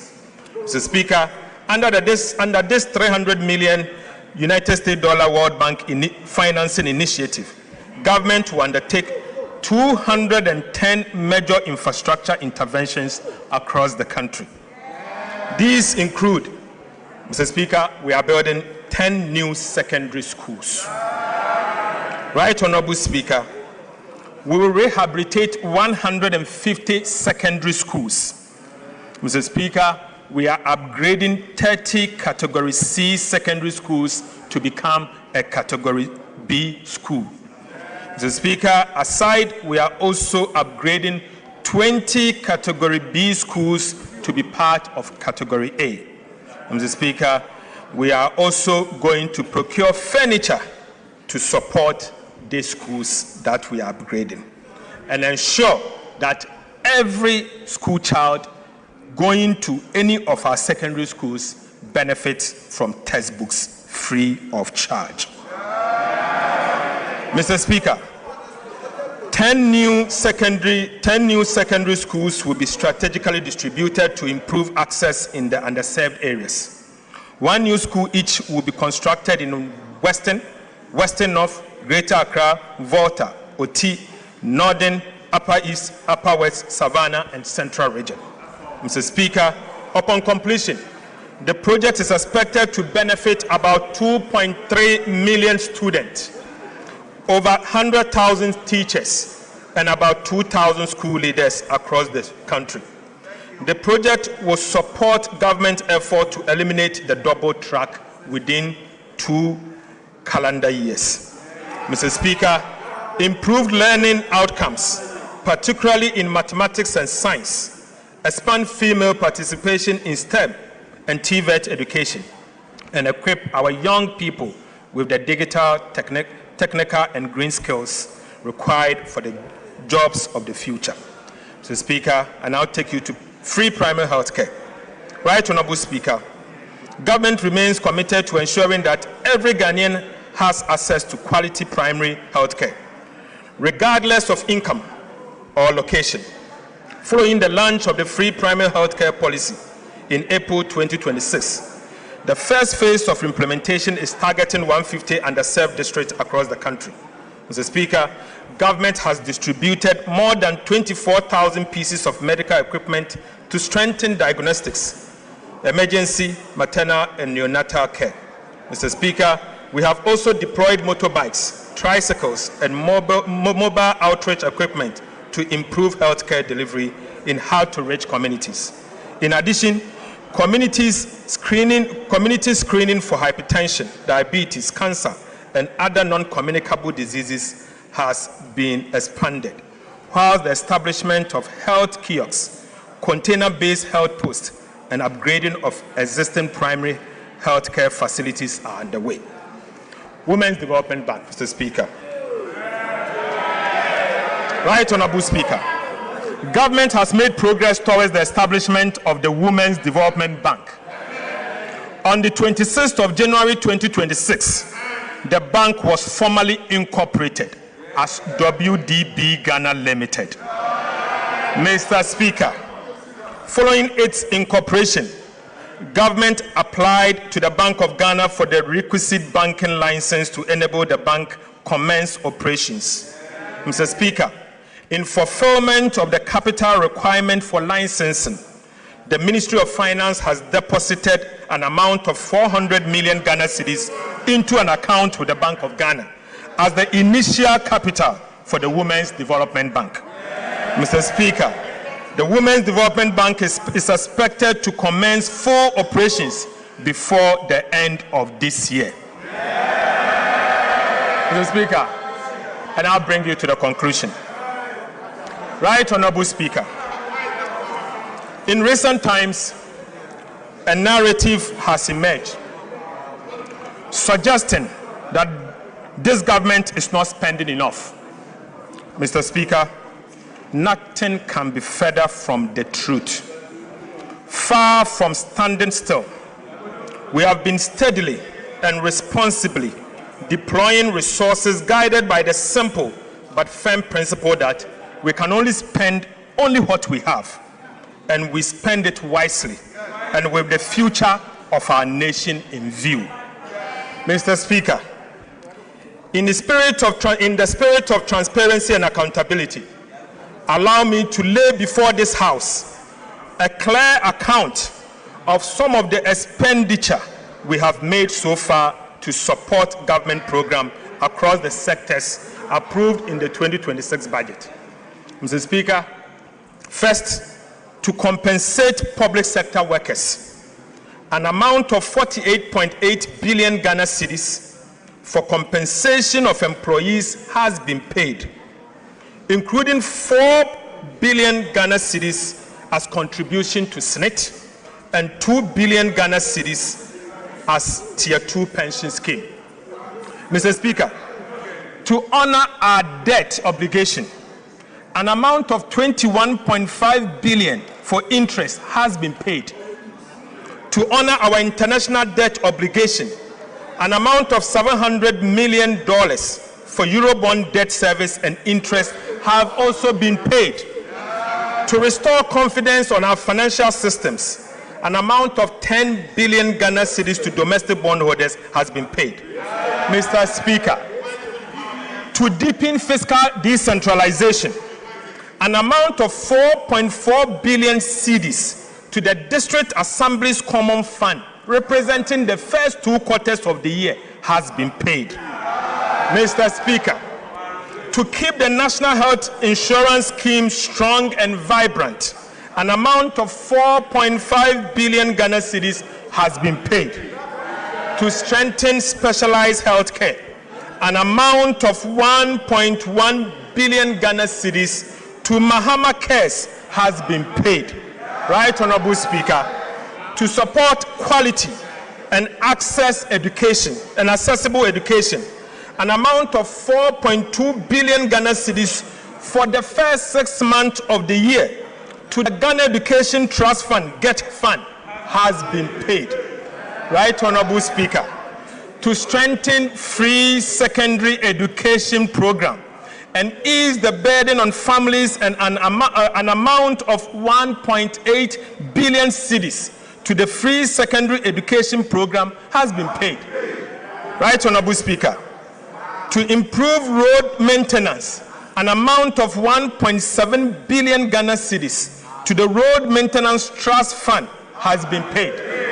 Mr. Speaker, to support job creation for young people, an amount of 459 million Ghana cedis to the Youth Employment Agency has been paid. Mr. Speaker, again to support petroleum sector, an amount of 961 million Ghana cedis to the Ghana National Petroleum Corporation, GNPC, has been paid. Mr. Speaker, to promote development in mining communities and mining institutions, an amount of 458 million to the Mineral Development Fund has been paid. Mr. Speaker, to keep the light on across the country, an amount of 7.1 billion Ghana cedis to the energy sector for stable power supply has been paid. Mr. Speaker, to clear legacy arrests, to clear your arrests, Mr. Speaker, an amount of 5.3 billion Ghana cedis has been paid to, Mr. Speaker, to give remaining to free compulsory basic education, an amount of 76 million Ghana cedis as capitation grant has been paid. Mr. Speaker, to support the most vulnerable in our society, an amount of 485 million Ghana cedis to LEAP beneficiaries has been paid.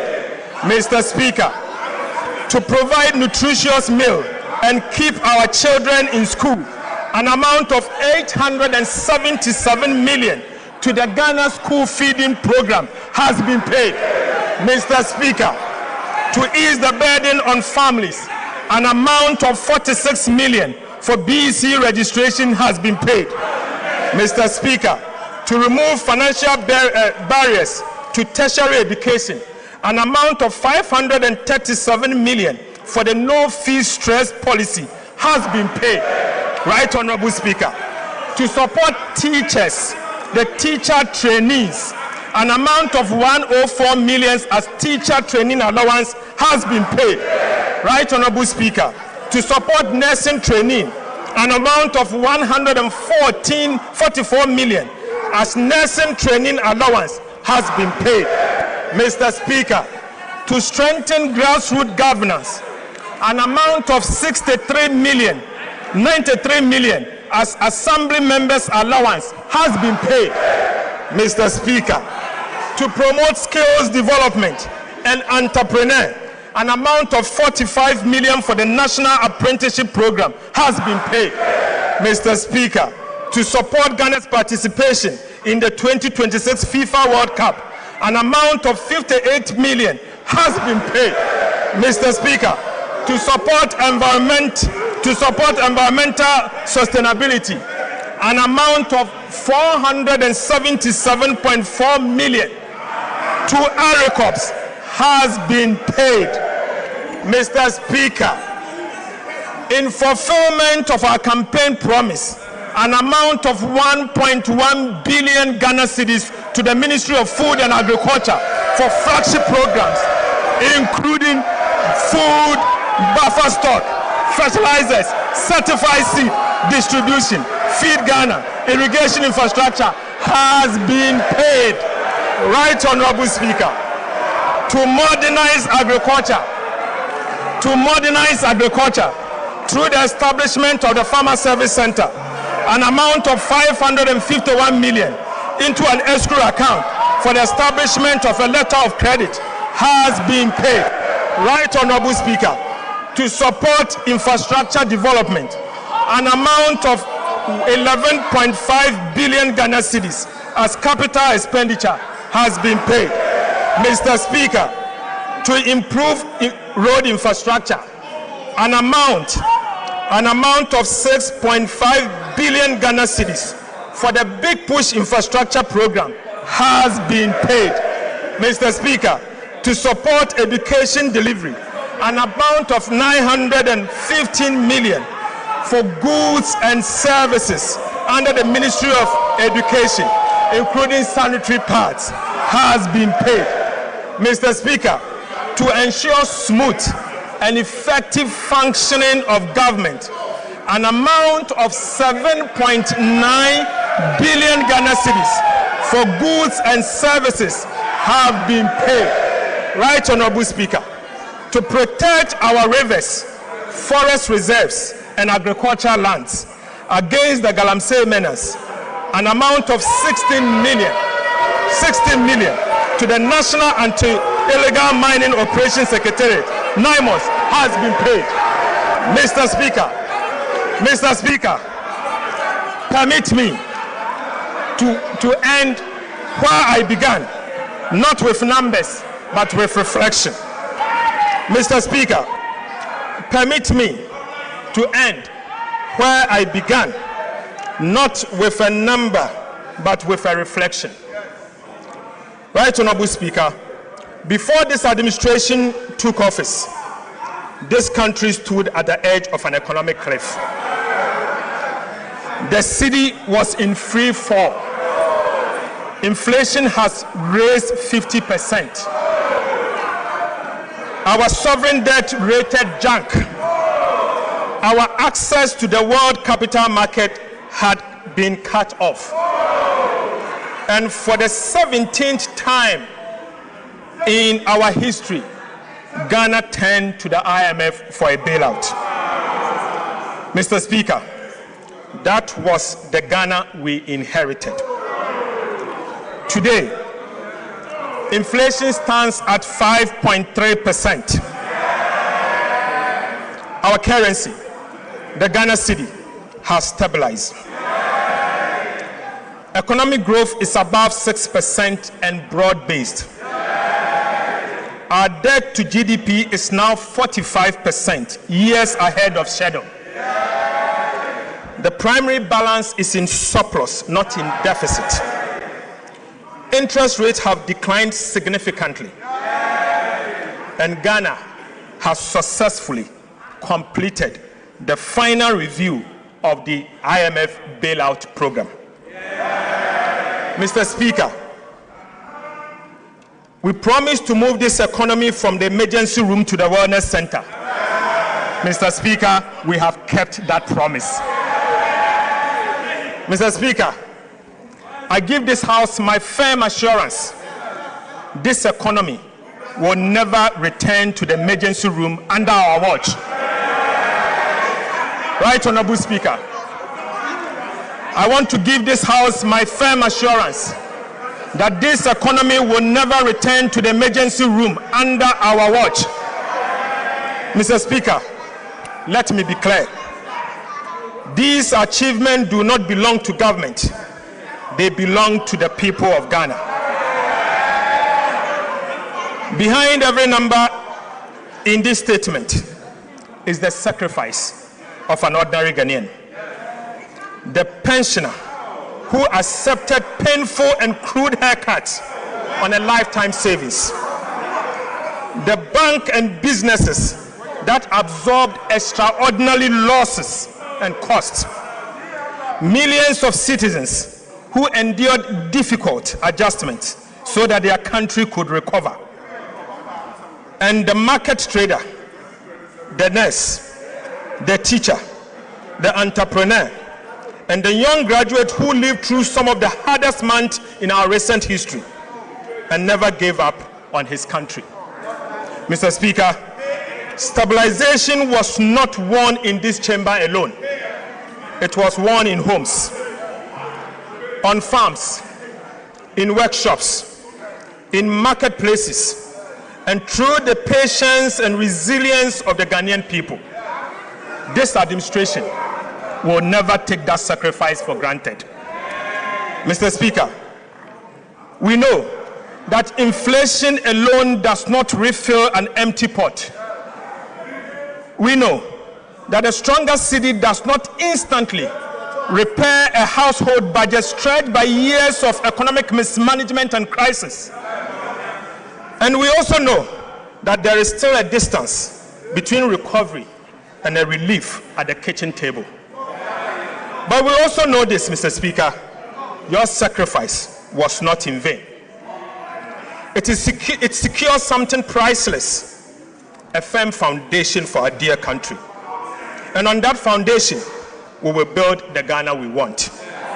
Mr. Speaker, to every Ghanaian who endured, to the market woman in Kejitia, the farmer in Busunu, the teacher in Wa, still searching for the opportunity they deserve, I say, on behalf of His Excellency President Mahama, thank you. Your sacrifice is the reason Ghana is standing today. Your future is the reason we refuse to stop here. Mr. Speaker, let me now speak the hard truth that discipline demands. Right, Honorable Speaker, stability is not a trophy to be worn once and displayed forever. It is a garden. It must be tended every single day or we lose it. Ghana has traveled this road before.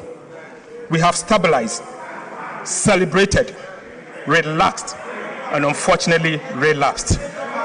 17 times we turned to the IMF for a bailout. We are determined that the 17th time shall be the last. But that determination cannot rest on the shoulders of the government alone. This is my call to every Ghanaian. The gains we have secured are national gains. They demand a national commitment to protect them. Mr. Speaker, It means paying your taxes so that our schools, hospitals, roads are financed increasingly from our own resources rather than by unsustainable borrowings. It means demanding value for money for every cedi of public expenditure and refusing to look away when public resources are wasted. Mr. Speaker, it means holding this government and every government that follows to the fiscal rules we have written into law. Mr. Speaker, fiscal discipline can no longer be a policy of a minister. It must become the culture of our country. Mr. Speaker, stabilization can never be the destination. Stabilization was never the destination. It was only the price of entry. Ghana has paid that price. What comes next is the work that changes life at scale, the work of transformation. Through the new economy that His Excellency President Mahama will unveil, we will build an economy that does not merely withstand shocks, but create jobs, generate wealth, and grow on the strength of what Ghana produces. Mr. Speaker, the true measure of a finance minister is not how much he spends, but how faithful he protects the resources entrusted to him. Right, Honorable Speaker. The true measure of a finance minister is not how much he spends, but how faithful he protects the resources entrusted to him. The money we manage does not belong to those entrusted to manage it. It belongs to the people of Ghana. Mr. Speaker, it belongs to you and belongs to all of us. Every cedi collected in taxes, every cedi borrowed, and every cedi spent carries with it a sacred obligation to use it wisely, honestly, and always in the national interest. My assurance to this House and to every Ghanaian is simple: your money is safe. Your money is safe. Under the leadership of President Mahama, your economy is in safe hands. And as long as I have the honor to serve as Minister for Finance, it will remain so. Mr. Speaker, I pledge to level with you always. I will tell you the truth about the state of the public finances, whether the news is welcoming or difficult. We will never conceal our challenges or exaggerate our successes. Trust is about the truth, and truth must remain the foundation of sound economic management. Our responsibility now is not merely to celebrate these gains, but to preserve them for future generations. Economic stability is not an event. It is a duty renewed every day through prudent stewardship, fiscal discipline, and unwavering accountability. Mr. Speaker, Ghana is not going back. Under the leadership of His Excellency President Mahama and with the determination of the Ghanaian people, Ghana is moving forward steadily, honestly, and together. Mr. Speaker, with these remarks, I respectfully submit the 2026 mid-year fiscal policy review of the budget statement and economic policy of government to this House for consideration. God bless our homeland Ghana and make our nation great and strong. Mr. Speaker, I thank you.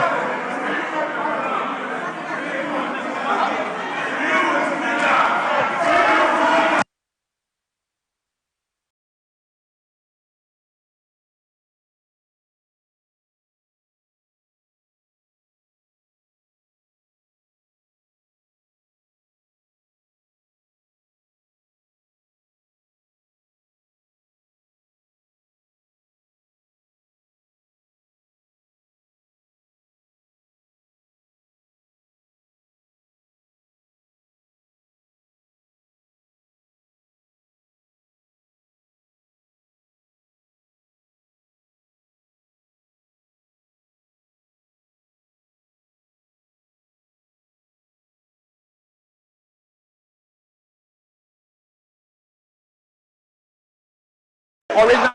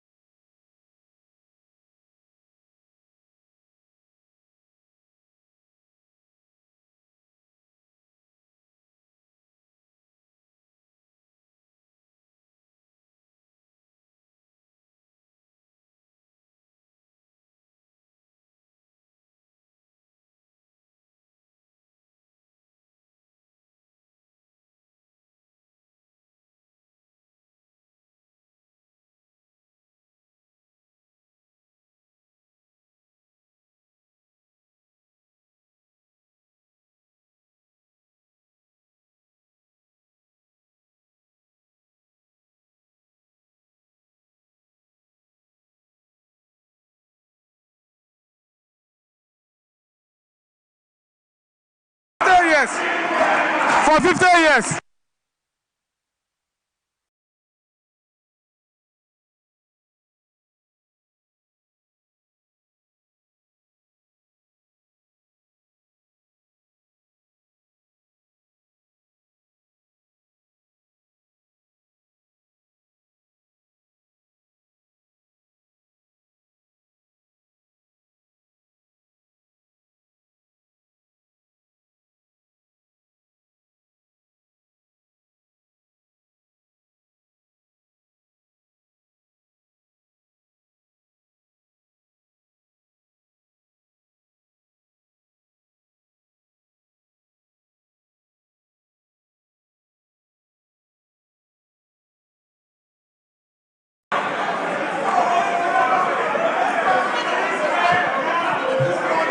Honourable members,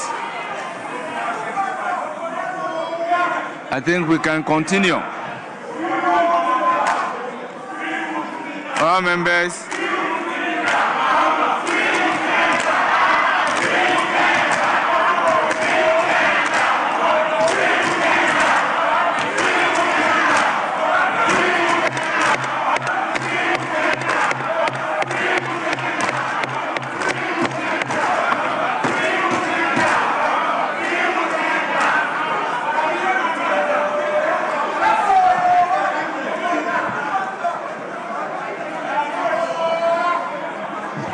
members,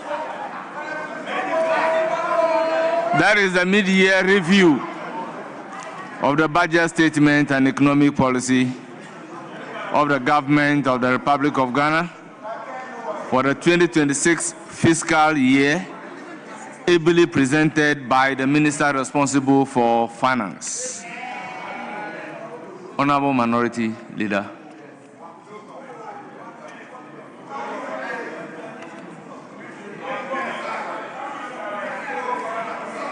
Mr. Speaker.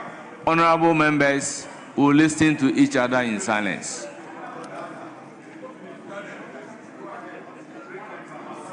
Mr. Speaker, the Finance Minister has just told this House that the true character of a Finance Minister is not determined by how much he spends, such a statement must cause palpitation among ministers of state. Mr. Speaker, basically, what he is telling all ministers that he is not going to spend, he is not going to release funds to you.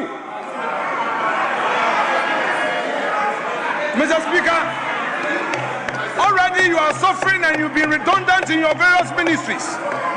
His deputy minister told the nation that 1.6 billion was released to the agri minister. Today, he says only 1.1 billion. You see, the true measure of a finance minister is not how much he spends. Mr. Speaker, throughout his review, there was no policy announcement for the cocoa sector. The 4 million farmers, the 4 million cocoa farmers are suffering. This finance minister, since he took over as a supervising minister responsible for cocoa, we have seen suffering and wailing, and he comes here to lament. Mr. Speaker, he talks about determining the true cost of economic policy. The true cost. He's talking about having met some debt. What he has forgotten, that he refused good counsel from the minority. When Gold Board and Bank of Ghana charges on the gold for reserve policy was at 15%, we cautioned. He didn't listen. Later, IMF forced them to reduce it to 9%. 3 days ago, the governor announced that he was no more going to participate in this gold for reserve. It's too late in the day. You've already incurred losses of 9.6 billion. That is what the IMF told you. And you come here, you're saying prudent management of the economy. Really? Mr. Speaker, this review is full of English with empty payment. The payment, he said, is done. He said they've done some payment. Why didn't he give us details? You paid your party members. You paid your party members. The monies have gone to your party members. And Mr. Speaker, the Nkukon Kitinkiti project has now become protein. Honourable members, I insist we listen to each other in silence. The Nkukon Kitinkiti has become protein for your party executives.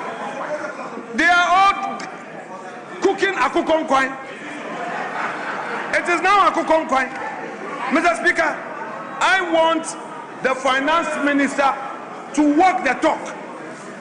If you come here and you say 24-hour market, 24-hour market at 42 million cedis, and you've abandoned the Agenda 111.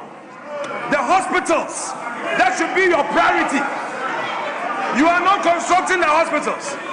Then you are spending a whooping sum of 42 million, and you say you've released 80% to the assemblies. Mr. Speaker, meanwhile, you are using the assemblies, their own allocation, to pay for the 24-hour economy.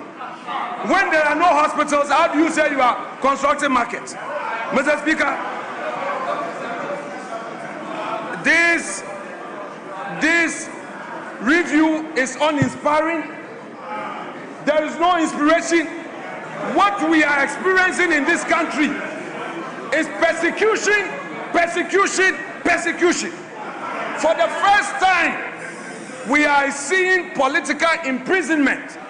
Who to me is a political prisoner.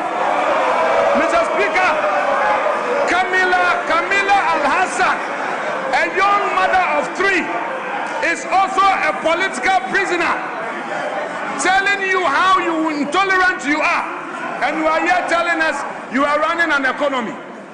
You want this to be a one-sided parliament.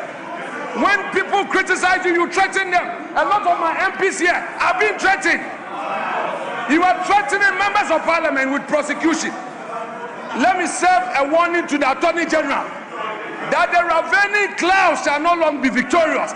They shall not long possess the sky. Be careful. 2028, you'll be in opposition. 2028. If you are not careful, Mr. Speaker, if you don't stop now, you will go and meet which one to me there and one to me will be out and you go in. So I'm advising you, let us all be measured. We welcome the reforms by the finance minister, and for the first time he did something patriotic by acknowledging the digitalization reforms we introduced in government payments.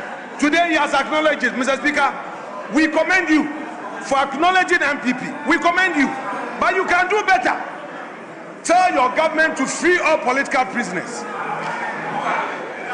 Dr. Atuforsen, tell your government to free all political prisoners. Wound to me deserve justice. Kamila Al-Hassan deserve justice. The MPs behind me that you have lined them up for persecution, listen, you can decide to imprison every MP. It will not shut us down. We will criticize you. We will hold your feet to account, and we'll make sure you account for every city you spend. But you know what? The good news is that you are on your way to opposition. You are on your way to opposition. So you should begin thinking. You should begin thinking deep. Because the Nsawam cells, Nsawam prison will not be locked up. It will open widely for you. It will swallow many of you. From what we are seeing in public procurement, your situation will be worse. So be careful, those of you who are comfortable. And finally, you claim you want a third term. Third term. You are not performing. You say third term. Atuforsen, you are here presenting a budget, and beneath it is a third term agenda where you are going to spend money for people to be calling for third term. We are watching you with eagle eyes. Third term, focus on 24-hour economy. You promise one job, 3 shifts. You promise industrialization. Ghanaian businesses have lost confidence in you. You canceled the 1D, 1F, which was creating opportunity for the private sector. In its place, no policy alternative. Electricity tariffs have gone up over almost 30%. Then you get up, you say you are promoting 24-hour economy. You have sacked public sector workers. Many of the Ghanaian youth lost their jobs. You sacked them. Today you are here. Instead of promising to restore them into their rightful places in the job market, you are not doing so. Then you come, you say we should praise you. Who is going to praise you? If you don't pay and you are holding the money and then you are there tightening belt and only paying your party members, then we should praise you. We are not interested in the books. We are interested in the economy in our pockets. People are suffering, Mr. Speaker. People need jobs. Your youth, even your MPs, they are praising you here. A lot of them are hungry. Your backbenchers, they can't go back home. Your backbenchers. And you hear, you say we should praise you. We will not praise you. It is the same old story. Asem Dadana, Mrs. Sain, again, Asem Dadana, Mr. Speaker, I rest my case.